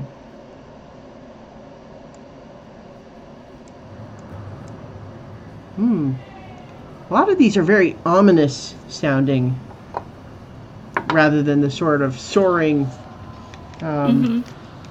inspirational. Yeah, the one you were listening to before, the Protean Fields, had a kind of 2001 kind of vibe to it. Ooh, let's try this one. It's Alien Nightclub.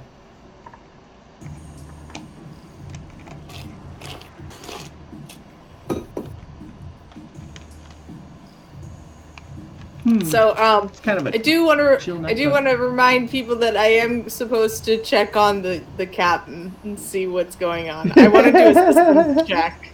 Well, hey, part of what's going on in this adventure is that there are lots of things competing for your attention, and what you guys decide to spend your time on, well, let me get my hot water, and we'll be ready to resume.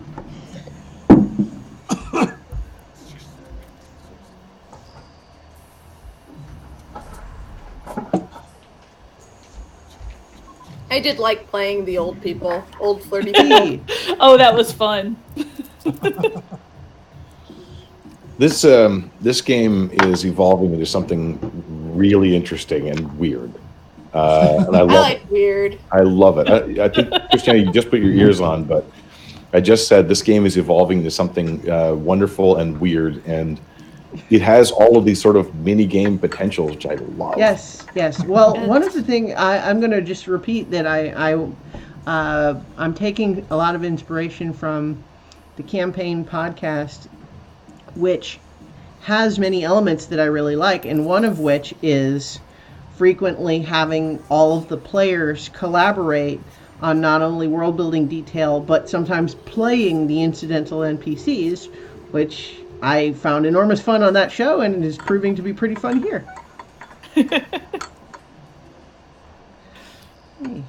All right, so we've got some fun punning in the chat. There's a hole in the ship. Well, or there's a bucket too. The hole has a bucket. Dear Liza, dear Liza.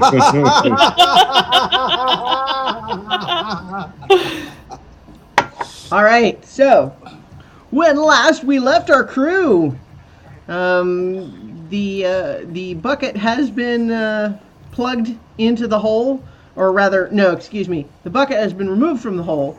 There's now a blast door plugging the hole, but also revealing that the reason there's a vacuum is because something has chewed through many layers of the ship. In the meantime, what else is going on? What is Patches up to? Patches, now that the rap battle has ceased, she's gonna try to figure out why the captain can't be raised for more than static. So if it please the GM, I would like to do a systems roll. That do a diagnostic. Sounds like a great idea, and in fact, it's only going to be a +3 that you need. Okay, great. So we'll roll that. What'd I get? Well, that's a 0 from the roll. Okay, and so I have a +2. Is there anything that I can invoke? Hang on. Well, so the 0, the roll looks like it was a -2 +2. So your current result from the skill roll is 0. So you would need an additional 3. Right, and I have a fair. Mm-hmm. Fair is +2, right? You already got that. Yeah. So the 0 is including your +2. Yeah, if you hover over it, it'll show you what what dice resulted in the result you got. Okay. I have my my screen a little smaller than usual, so That's all right. What you have, your current roll, your base skill roll was 0, and so now you need to invoke or okay. Figure out what's going on. What you can also do, like I said, is when you're what are rolling you to doing, butt up? I'm sorry. On the videos, we've got some behavior. Yes. I was just taking a picture to show people what my crazy setup is. Okay.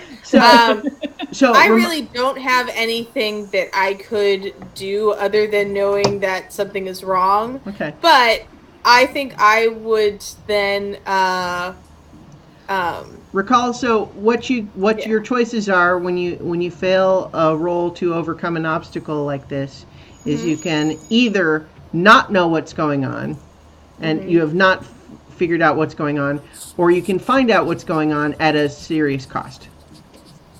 I think I would like to find out what's going on, but at a serious cost. Okay. So what you find is that the captain, although most of its functionality is still intact, it's still running. Nemo is still running all the life support and all the automated functions of the ship, but apparently you're getting a big error message for Nemo's speech module.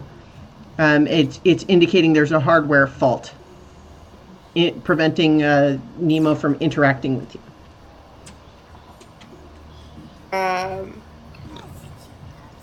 Each error. Okay. And to that, Tasha says, and she's distracted. She's highly distracted. And just like, I can get away with anything right now.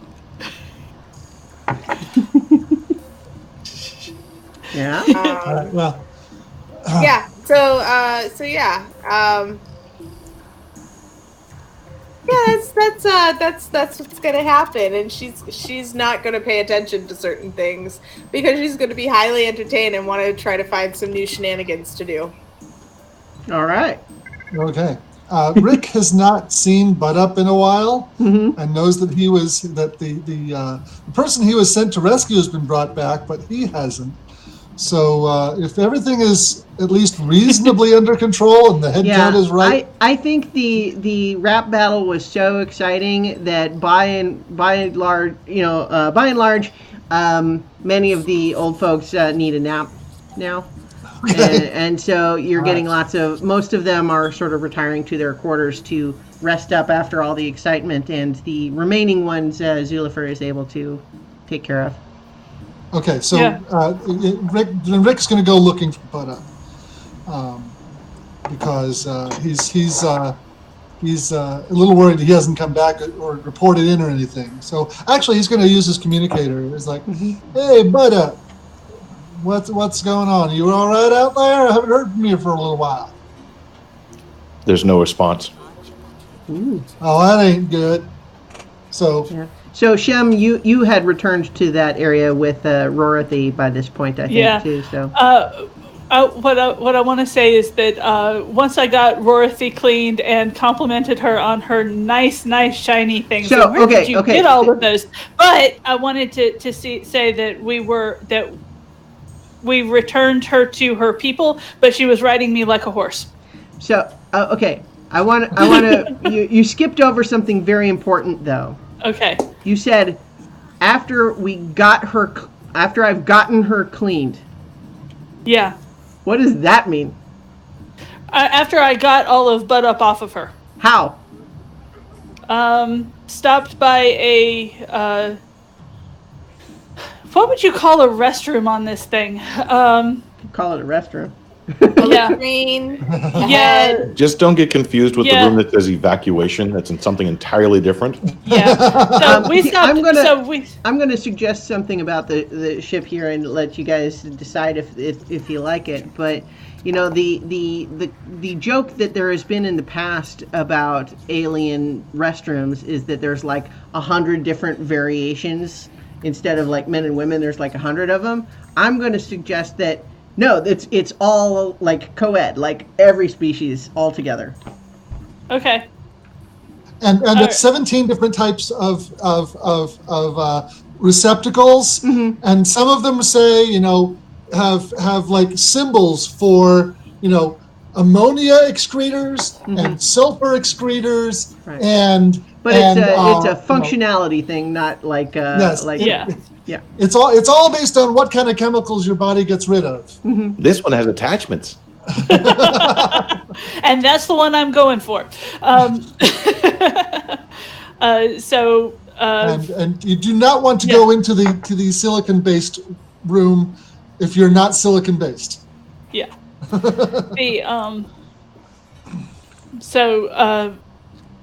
Carrying her like this backed up through the door because it swings both ways. As has been established. Yeah, and just put her down on the washing sink and said, "All right." You're just gonna give her a sink bath like a little baby? Yeah, pretty much. It's like I would invoke my cat-like everything, but that might be a little too personal. Well, we can certainly run with the idea that you thought about it. Yeah, I did think about it, but I've tasted butt up before, and it's not tasty. You don't want a 5 foot you don't want a 5 foot bipedal cat with hairballs, or gunk balls, or gronk balls. Right, so yeah, I'm clean her, just give her a little sink bath to get all of butt up off of her. All right. I think she says, I haven't had a bath like this since I was in the Grenadiers. Well, this really is the only way to get all of this material off of you. I do want to compliment the decorations on your shelves. Those are absolutely gorgeous. Where did you get those? Oh, these are all decorations, you see, my dear. I was a highly decorated soldier on the velour side. Every one of these is a battle that I was in and victorious. Oh, congratulations. That is an absolutely spectacular way to honor your victories. I thought so, but there were some that disagreed. Yeah. And I'm going to spend a fate point to not try and pry those things off of her shell. Oh, okay, yeah, I like that. So you are self. So it's like a self-compel, except that you are also not. You're refusing it. It's a self-compel that I'm refusing. Yeah, okay, that makes sense. I like that. You are tempted. I am very tempted. Mm-hmm. I am very tempted by the shiny because, ooh, look at that. I could sell that. But you also, know that you have a few extra credit boxes in your account at the moment. Yeah, at the moment. Yeah. All right. So you wash her off in the sink then, and yep. So and use the hose attachments to get her dry, and then give her a piggyback ride back to her people. All right. So I have an image of this little turtle lady going onward. Yes. Forward march. Oh, there you are, Shem. Have you seen Bud Up? He was. Is that the one that Bud Up was going off to find who wandered off? Oh yes. This highly decorated warrior of her people. I haven't heard from Bud Up for a while. When I tried to get him on the box, he didn't respond. I'm a little worried. Yeah, he had his bucket stuck up in a hole in the wall, and I think he was probably trying to get that out.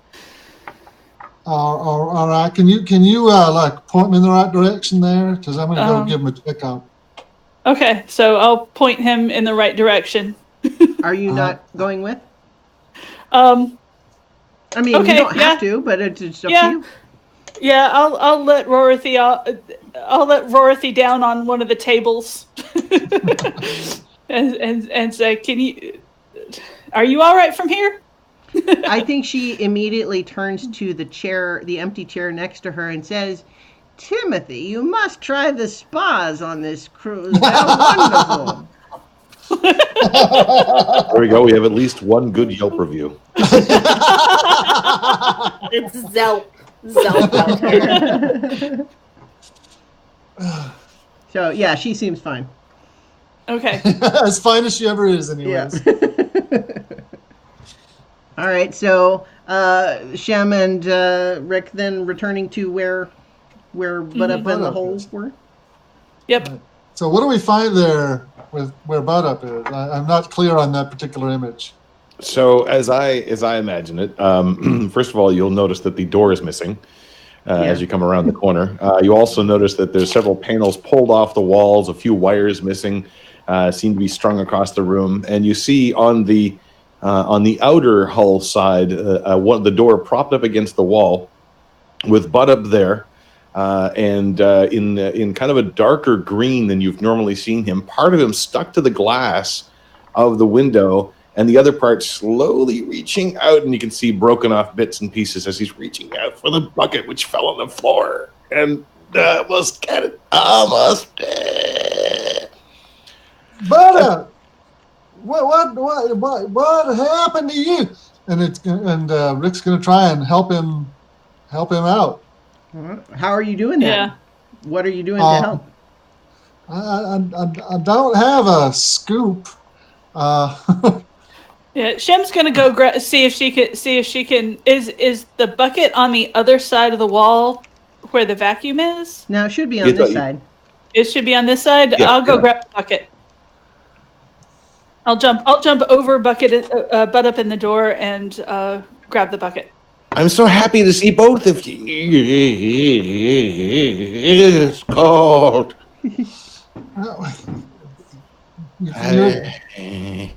I found the hole. You did. This don't look good, but Nope. let's get you out of there. Pretty bad. Don't move me, because I'm stuck to the glass, and the glass is stuck to the hole. We've got really hungry passengers, I think. Can I see past Butt Up to see what's going on in the next chamber, or just? Yeah, were you thinking that Butt Up was like blocking the whole window, and that's why Butt Up can see? Kind of, yeah. Okay. And Butt Up will try to move out of the way and sort of like, oh, that's it's like when someone gets their tongue stuck to a flagpole, you know, that whole deal. Exactly. It's like, We're gonna need patches for this. Butt Up's in bad shape here. Big patches, metal ones probably, maybe a few super aluminum. I'm not really sure. Do you have any of that right now? I think I saw some in my work. Shem, I'll get it. Okay, I'm going to get on the communicator and call Patches. Hey, Patches. There's no captain. There's no captain. I thought I already told you that. Patches, can you come down to Sector CQ? Butt Up is busted up, and I mean that literally. He's got pieces broken off. He's in bad way. We need your help down here. I glorping told him not to get sucked into the vacuum. I told him this would happen. Hang on. Let me get my kit. I'll be there as soon as I can. Technically not stuck in the... And for a while, you hear Patches muttering curses, and then she remembers her communicator's still on. And she.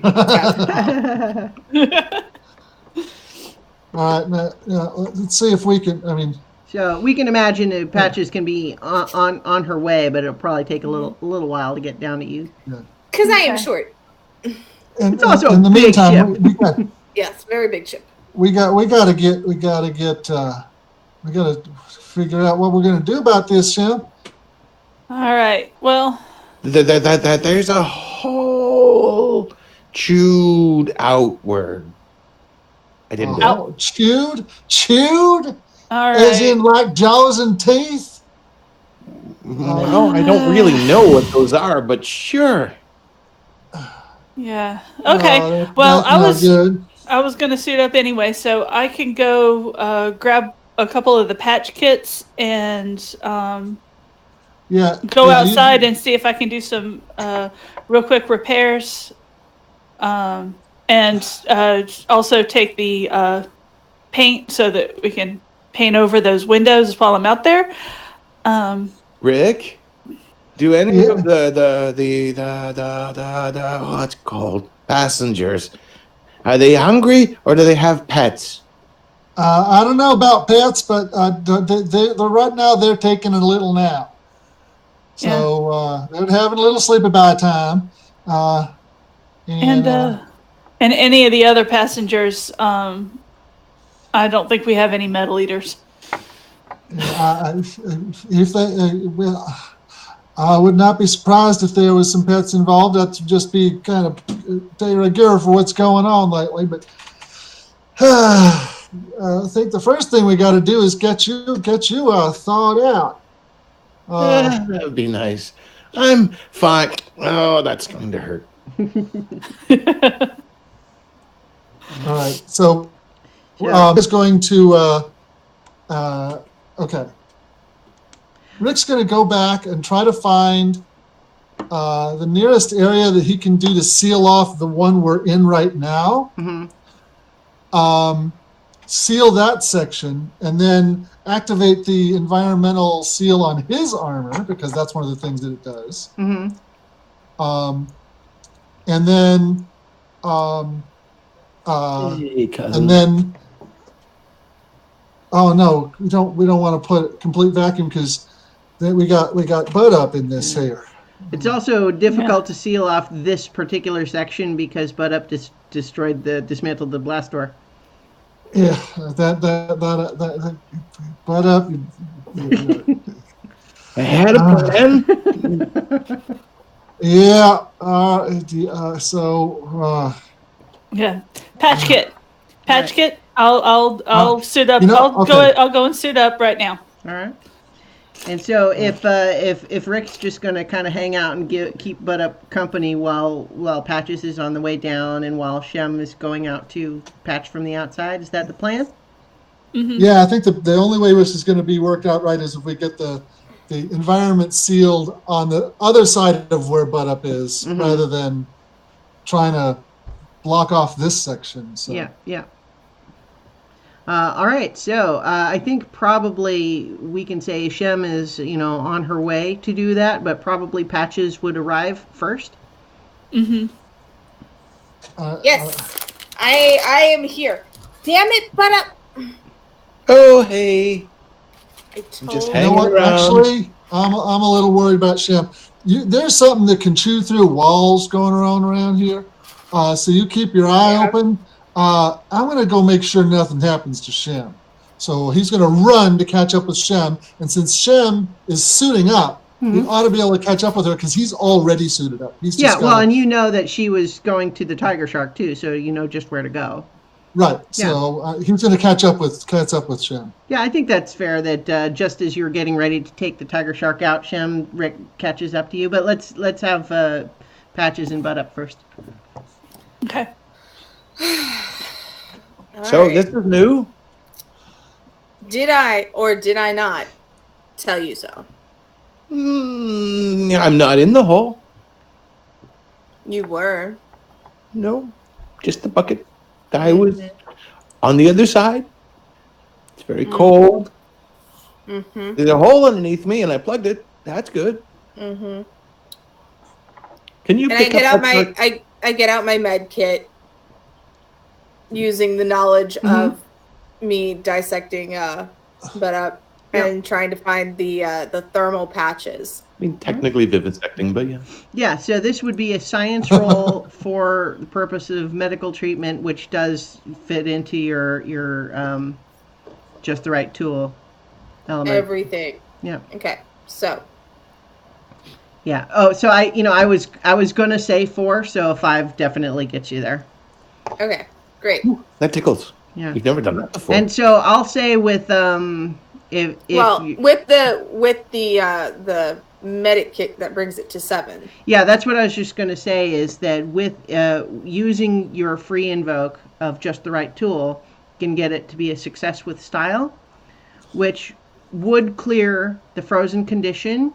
And I'll say what it also lets you do is it in the process you are also able to seal up the crack in the window that was causing the temperature fluctuation. And so as of right now the door is completely sealing the hole from this side.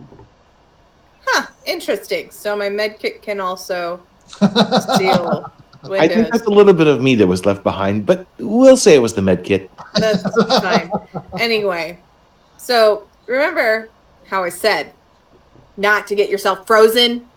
It was the right idea. I mean, not exactly the right idea, not exactly what I intended, but it worked. My eye is twitching and my ears are like flat. Scritch.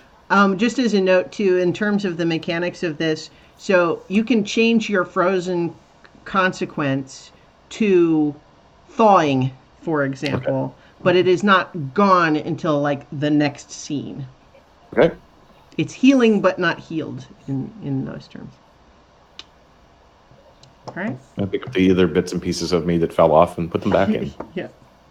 Get little lumpy bits now, little darker green lumpy bits in my Don't body. think that you can get into my good graces just by scritching me. This is not over. Oh, you're so cute when you're angry, and you're always angry. I don't That's her know if secret. that's a compliment or not. Yep. Yeah. All right. Let me see if I can find... I need a grav pad so I can get you back to the med bay and finish sawing. Did you say something about the captain? Oh, yeah. Oh, his speech patterns have an error. Really? So he can't talk to us. It's fantastic. What? It's amazing. He can't tell me what to do. That seems awful. Oh, it's amazing. Don't pretend like you're not excited. Why? No, I mean, I like the captain. He always likes me, and we get along so well. And where's that coming from? Yeah, well, to you too. I've got to fix this. Well, you can fix it after you were fixed. I'm okay. This is really. But up. Uh-huh. Who is the ship medic? Is this a trick question? Who is the ship medic? You are? And who do you listen to when you need the ship medic? This is definitely a trick question. I think that's a good place to cut back over to Shem and Rick as you're getting ready to take the tiger shark out. So Rick has got your environment suit. Are you wearing an environment suit too, Shem? Technically, you wouldn't need one inside the tiger shark, but you're muted. The Roll20 mute. There you go. All right. I think what I had in mind is that there's like a crew, like the standard cruise ship suits when they have to go outside and do repairs. Mm-hmm. So she would have put one of those on and grabbed the helmet All right. before getting in the tiger shark, because she's probably going to have to do it, like tether the tiger shark and then do a spacewalk. Mm-hmm. In order to do the repairs that she Yep. wants to do. So she does have one, but it's not specially fitted. It's just like the generic. Okay. It's just the generic for her size and basic shape. So she has to like stick her tail down one leg and her ears are pushed back under the helmet. I got a better idea. What? These suits have to be able to fit just about any kind of creature, right? they don't want to have a different space chute for every different kind of alien, right? Right. So imagine one of those balls that they sometimes put people in to roll them down a hill. You ever seen those? Yeah, but I need to have more dexterity than that. Oh, no. They've also got places where there's like hands over here and tentacles over there. Yeah, and like those glove boxes where you can stick your hand into like a little hole and there's a glove. Right. Only there's all different kinds of them sticking out in all directions, so it looks like some kind of a weird, like, space jellyfish. I can see static buildup on her fur as we speak. This is going to be bad. So inside this thing, all of Shem's hair is completely just like poofed out. And you see little sparks of electricity jumping from whisker to ear tip, and she shakes her head. and it has like little units with jets and things so it can maneuver around, but it tends to like bounce off of things and that kind of stuff. I like that.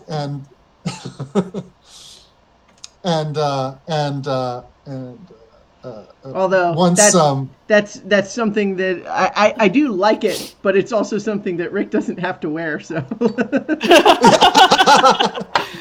okay, so I'll give you a veto on that. This is an idea. It's fine. Just realize that when she gets out of this thing, Shem is going to come after Rick with static aforethought. All right. So I'll say, like, it's for Shem, it's trivial to pilot the Tiger Shark around to where the hole is. That doesn't need a roll just to get there and sort of land nearby, so to speak. Dock, on the side of the ship. Just to give you a sense of where you are, what you can see from this area is you are close to the big wide open end where the half of the space station is sticking out, and so what you can see kind of on the ship's horizon, so to speak, is in that direct towards the front is the rim of the cargo ship with just like one of the wings of the space station sort of emerging above it from behind. And this is still all within the broader shield envelope of the ship. Okay. So you patch the hull. I'm going to keep watch because I'm worried about whatever critter made that hole in the first place. All right. Can I run is there a way that I can run like a diagnostic scan from the Tiger Shark to see how many of these holes I need to patch? Just patch the outer one. We'll worry about the interior ones once we got atmosphere restored. Well, my worry is that there's more than one. Oh, to see if there's more of these more places where there's holes. Yes. Yeah. That'd be bad. I'd say that's a systems roll to try to scan for these holes. All right. And the Tiger Shark can do it. We've always established that. It just may not be easy to figure out how. Yeah. So let me. So you're looking for a 4. Okay. No, I'll take it back. It's only 2. You only needed 2. Only 2? Yeah. Okay. All right. Now I'm going to spend a fate point to bump that up to 2. You invoking Swiss Army ship or? Yeah, I'm going to invoke Swiss Army ship. Okay. All right. So you can take that either from your own fate points or from the crew pool. I'm gonna take them from mine. All right. Yeah. So that brings you to a 2, which is you're trying to discover information. So the tie for those is ask the GM one question with minor cost. Okay. And so the minor cost. So I think the question you wanted is, are there any more of these types of holes? Right. And the answer is that yes, there are several. Okay. Can I tell with the results I got where they are, and do I have enough from from the patch kit to patch them all. Yes, but it's gonna. I mean, it'll take a little while. So you could definitely patch them all, but you see that they're all not completely perfectly in a line, but they're all sort of like there's the sequence of them is sort of trailing back in a direction, like all along sort of a specific trajectory. Okay. So I'm going to suit up into my bubble pod. Then grab my patch kits, because the patch kit has to be on the outside of the bubble pod. Mm-hmm. So this is always. How about if there is a belt that you can attach things to, like right below the arm holds, so you can attach things to, and then so the maneuverability isn't compromised. And at least give me that. And Rick is gonna tether Shem to the tiger shark with a cable so that she doesn't go drifting off into space. Mm-hmm. Okay, so I have an image of like a water balloon with a string, and it just goes boing boing boing. Yeah. Okay. So there's no relative acceleration at this point. So the tiger shark and the juggernaut, and then you and the bubble are all moving at the same rate. So there's no subjective movement in that regard. Yeah. It feels stationary, even though the entire ship is in fact in motion. Right. So I'm going to tell Rick about how many that there are, and hey, this is going to take a while, and check out that direction where they're going. Yeah. So we need to keep that in mind. We're gonna have to go exploring. Okay. I'm gonna make sure that okay. So Rick kind of reaches into the goo of his glob suit and draws his pistol, and it comes out through the suit. So now he can fire it if he needs to.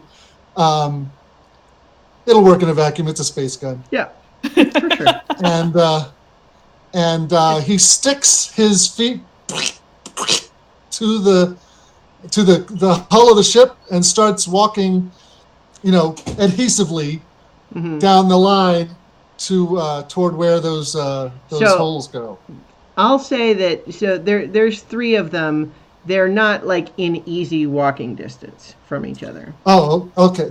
So it's going to need to go by the... Yeah, so they're kind of along a line, but we're talking about they could be half a kilometer apart, Oh, okay. I didn't know they're that far apart. All right. Yeah. But they're kind of all along a line, and so you can certainly keep an eye in that direction, for example. Yeah. Or you he's keeping an eye on that, but also he's looking to make sure that there isn't any radiation storm about to happen. And because we're out here on the unshielded hull. Yeah. So he's keeping an eye on the shield is like a bubble around the whole ship, so you are still within the shields. Okay. All right. Which also is something that, in theory, the shields should keep little things from coming from outside the shields, but yeah. All right. So okay. He's keeping an eye in that direction, but it's not the only place he's looking, because this is he's also thinking that it's possible that something came in and hit the ship rather than something chewing its way in or out. So he's not entirely certain that any threats that happen are going to come from that direction. So I was just realizing there's not really there's not a perception check exactly. Yeah, I mean it's okay. Well, so the way I've done it when I've run Fate is that it's actually a discovery check. Yeah. So whatever means you're using to try to discover the information. So I mean, survival seems like the most straightforward, that you are just literally looking with your eyes. Rather than using any other kind of tool. Right. That's what Rick would be just using his eyes. So all right. And I got a -1. Okay. You see nothing. Yeah. So I'm actually good with allowing that to be that he gets ambushed by whatever it is unawares, rather than ask questions and Sure. pay price and stuff like that. All right. So in the meantime, first of all, presumably Shem is going ahead to try to fix the first. Well, I'm going to say there's three holes. All right. So go ahead and make. I think this would be an engineering check. Okay. What am I shooting for? 2. 2. Got a 4. Yeah, no problem. So yeah, that first hole is sealed, and I think just as you are finishing up with that, this first hole that is the one that you had immediately come out to fix is completely sealed. But as you're kind of packing your tools up, what you look over to Rick, who's looking back at you, having just you've confirmed that this is done. He's looking at you. You're about to go back to the ship when all of a sudden, from way far up towards the front of the ship, you see tiny little speck getting bigger and bigger and bigger until it just thwops in the back of Rick's head, something the size of let's say like a turkey. Okay. And this is a so this is it's a gigantic frozen turkey. Yeah. So I think we need an athletics roll from Rick to try to not get knocked off of of your feet and push forward. Okay. Got a 3. All right. Yeah. So I think that you are not knocked loose from the hull. You're just sort of knocked forward as it sort of tumbles over you and is making a fight roll against you. Okay. All right. So let's see. And what do I use to defend? So this would be a fight roll you're rolling to defend, but with fight, unless you would have some other. So the fight roll against you is a 1. And I got a 1. Okay, so that's a tie, which means that there's no stress taken, but it gets a boost against you. And I think the boost in this case is just that you are sort of maybe knocked kind of to your hands and knees on the hull and not able to really respond right away. Okay. Does that... How about on my back instead? Well, I was imagining that it hit you from behind because you're unaware. Hit me from behind, knocked me onto my hands. Okay, I see. Yeah. I did, okay. I mean, you can say that you kind of ended up tumbling a little bit and ending up on your back if you want. Yeah, I'd say that it hit him. He rolled forward trying to dislodge it and tumbled onto his back in the process. And now since it didn't get a good hold on him, it didn't get it just has him at something of a disadvantage. So it's like off a little distance away, and he's on his back. All right. So what does this thing look like, other than the fact that it's about the size of a turkey and it has things with which it can chew that look pretty nasty? What does this thing look like? I'm imagining a Minoc from Star Wars. Yeah. Big leathery wings, kind of a worm-like face that almost looks like the shape of, or the big entrance of the Juggernaut itself. And kind of like teeth. Is it a baby Juggernaut? Is the Juggernaut alive? Oh God. No one could These have made questions this ship. answered next time. No. In this special edition. Yes. So, in any event, it sort of tumbled into you and kind of tried to claw at you, but didn't really make any purchase, but knocked you over. And then I think as the rest of you, as you watch, it sort of scuttles away up to where Shem has just patched the hole and kind of digs at it a little bit and then kind of flies off further in that direction. Okay. Rick says, "Oh, that ain't right," and pulls out his takes his 43 caliber Gleba Snork, takes aim and shoots. Okay, so you roll shoot, and it's rolling fight to defend. And remember, aspects and everything work the same way for this stuff. Yeah. And I got a 0. Okay, so it got a 3 for defend, so that's going to. I'm fine with just plain missing. Okay. All right, and in fact, I don't know. I mean, theoretically it could get a boost, but I don't know if it needs one right now. What sort of boost would it get for this? Because it succeeded with style. His shot goes wide, hits the ship, and there's a big jet of gas coming out of the ship, where his gall darn those are big bullets pierced the hull. And, is now letting atmosphere out.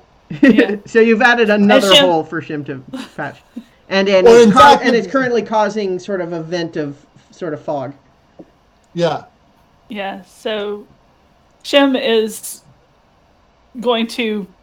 Are you thinking that we're going to go back to the ship and then back up and then keep going back and forth like that, or are you thinking that we're going to just walk along the side of the ship? The next hole is like 500 meters away. Okay. But this thing looks like it's looking to make another hole. Yeah, but I'm talking about how Christiana had envisioned us going back and forth, because you said I was going to go back to the ship. I'm saying that you could decide. If you wanted to walk along the hull, that would probably take longer than getting back in the ship. But this one is also not that far away yet. And just to answer any sort of touchy physics questions, it does seem to propel itself with little weird butt thrusters. Yes. Like a of course squid. It does. It's able to maneuver itself to fly, so to speak, in 0G. That's why. Okay. Well, I'm going to go patch the hole. I'm going to just walk. If it's close enough, I'm going to walk over and patch the hole that Rick just shot in the ship. Okay. So how about another engineering roll to just with a target of 2 to clear that hole? You were breaking up. How about another engineering roll with a target of 2 to patch that hole? Okay. 6. No problem. So that's a success with style. In fact, what I'll allow that your boost there is that if you want, you can, as you're fixing it, you can direct some of that spray like to disorient the this creature. Like you're fixing... So go ahead. Sorry. Can I use some of the spray to cancel out its mobility?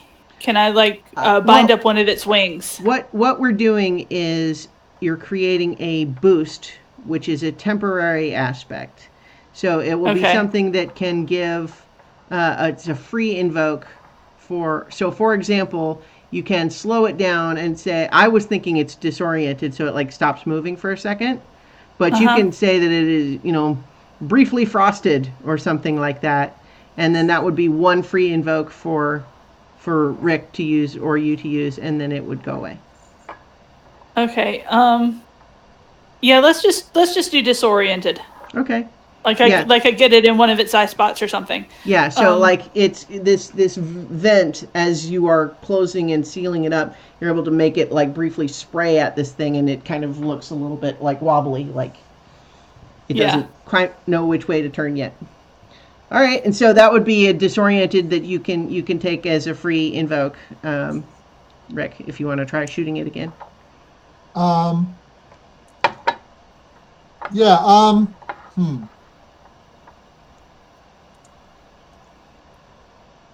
Yeah, I think that's what I'm going to do. All right. I'm going to try shooting it again. All right, so it's still going to roll defense, but you get a free invoke. Okay, well, but you could spend a fate point to invoke great big bullets or something like that. Yeah, and I will use the fate point. I will use that boost, and I will spend a fate point to invoke Galdar knows a big bullets. All right. Actually, I'm gonna invoke. You say farm boy like it's a bad thing, All right. and it's like we had varmints like you back on the farm. No, I love This it. can't be any harder than shooting rats out in the back in the canyon. I love it. I love it. So with that invoke and with the boost, it takes your 0 and makes it a 4. The defense was 3, and so that means you're doing one stress to it. But this is just a little animal critter. It can't take much of that. So basically, you fry it. So how does what happens as you kill this thing? Well, it shoots bullets. I mean, it's not a laser Slug gun. It thrower. just shoots bullets. It's a slug thrower, and they're pretty big slugs too. So it's flying around disoriented. It locks onto Rick. It screams toward him, and he fires right down its gullet, and it's it scatters into paste, and Rick is, because of course conservation of momentum, that doesn't mean it stops moving. It just, the whole slimy mess of it just lands all over it. Nice. Yeah, and the glorp suit just starts eating it. Yeah, it just Self-cleaning. yes. Self-feeding. Let's see. We've got a comment in the chat about that the category should be tabletop RPGs rather than D&D. That's a good tip. I was when I was setting it up, I couldn't find one that was for Fate or whatever. So if that is the appropriate category, then I'll do that for the next stream. So thanks for that tip. But as Mark suggests in the chat, yes, this is also often D&D, but not today. Okay, so sorry to distract, but we just got hooray victory against this one little critter. When there's evidence that there is at least a few more of them somewhere. Okay. All right, so let's with that one dispatched. I think we can assume that Rick and Shem are able to, unless you have other business you want to do, we can say that you're able to go ahead and patch up the remaining holes. Yep. Yep. All right. With Rick keeping watch. All right. So what are Butt Up and Patches up to? Well, Patches has brought Butt Up to her lab to continue thawing. And I'm assuming Butt Up is trying to tell her what diagnostics to run to try to get the captain working again. Well, okay, sort of, yeah. Because you're still thawing out, so this would be the next scene, so we can say that it's meaningfully been cleared now. I would imagine that when you put Butt Up on the examination table, there's a part of him which stretches out to the nearest console and is trying to do the thing, but not very successfully, because every once in a while a chunk of him falls out. And so Patches has to pick it up and just toss it in his liquidy center. Thank you. Yeah. Why do we need him to have his vocal processors doing things? So we can hear his beautiful voice. It's hard for him to talk to us if he can't actually say anything. Imagine if you couldn't say anything. You'd just explode. No, all my best jokes would just be in my own head, and it'd be great. Maybe it might be already. I mean, just saying. Right. So, about the captain. How long has this been going on? I don't know. I mean, I noticed it during the rap battle. I was gonna show him, use it as a method to show him it that the intricacies of of organic trash talking. maybe he would engage me on that level, because it's not fun if I'm the only one who's playing. You want to challenge the captain to a rap battle? That sounds cool. It would be amazing, and I would win. But yeah, and so then I got static, and Shem said that she got static before that, and Shem wants to challenge the captain to a rap battle? That would be cool, though! No, I don't think Shem wanted to challenge the captain to a rap battle. Rap Shem battle, tried to no. hail the captain or something and got the same static that I did. Oh. Right, Captain? I think I heard a word. It wasn't a real good word, but I heard one. Well, I say a lot of not good words too, and it's very satisfying. He's being beeped.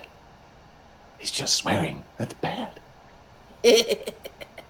But really, do we I ran a systems diagnostic and just found this error code, and I pull up the error code that I got previously. Ooh, that's bad. I don't know what it means, but it's really bad. Well, they have all those numbers in them. Those are awful. They're zeros and ones. Well, they're numbers to something. To the captain. Captain likes those numbers. Yeah. I feed him all kinds of zeros and ones. So, you're better at systems than I am. I'm mostly practical science, so. Well, you can help. I know you can. I will help, but I'm gonna. Actually, you have some solid form. This might actually be an interesting experiment to see how you interact with the systems. Yeah. Here, and I scooch his gelatinous form towards the system, and then it gets stuck in my firm. I'll wash it later, and push him towards the console. I kind of just imagine that most of the time, Butt Up dealing with the keyboard or something just basically puts his entire body over the keyboard, and little bits of him press the keys individually. Sure. So this particular point with a frozen finger, essentially, of solid matter still hen picking at the keyboard. This is so slow. I'm just suddenly envisioning those things that are the big sort of goopy things that you use to clean a keyboard. Yes. Squishes in, and then comes out with tons of crap all over him. Yeah. Okay, really so you're running another systems check to try to discern what's going on with the. I'm making Butt Up do it, but I will assist. Okay. All right. Okay. So I would say I'm trying to remember what I said the target was last time. I think I said 4. The last time you said 3, and I got 2. 3. Yeah. So same target. Okay, and systems, right? Yeah. Yes. Huh. So with a 3, this is a tie, which would be with but if I'm helping him, he gets a +1. Oh, right? You're right. But with assistance, that would make it a 4, and that is a success. And so that means that you have now identified that there is a specific hardware component that has failed and needs to be replaced physically. Oh, that's easy. I mean, probably have to do. I think I've got one of those. I may have to take something else apart in order to do it, but nobody really needs to hear the shower scream, right? We should be okay there. Nobody needs to hear the shower scream. Why? In space, no one can hear the shower scream. Not if I take out the vocal processor. Unless people are taking sonic showers, which I frequently do. So only take those out of the Hydra showers. At some point, someone had, in certain parts of the ship, installed RPP technology, real people personalities. Mm-hmm. And so occasionally you'll hear a door, thank you for deciding to use it on your way. Mm-hmm. Hey, most of those... Not everybody looks their best when they're in the shower. Let's just say the showers might be a little disturbed. So most of those have been riffed out, but occasionally you'll find one. That is so horrific, though.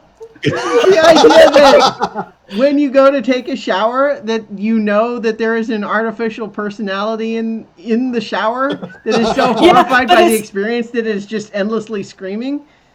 Yeah, and if it's not endlessly screaming, it's like, did you wash behind your ear ports? I didn't see you do that.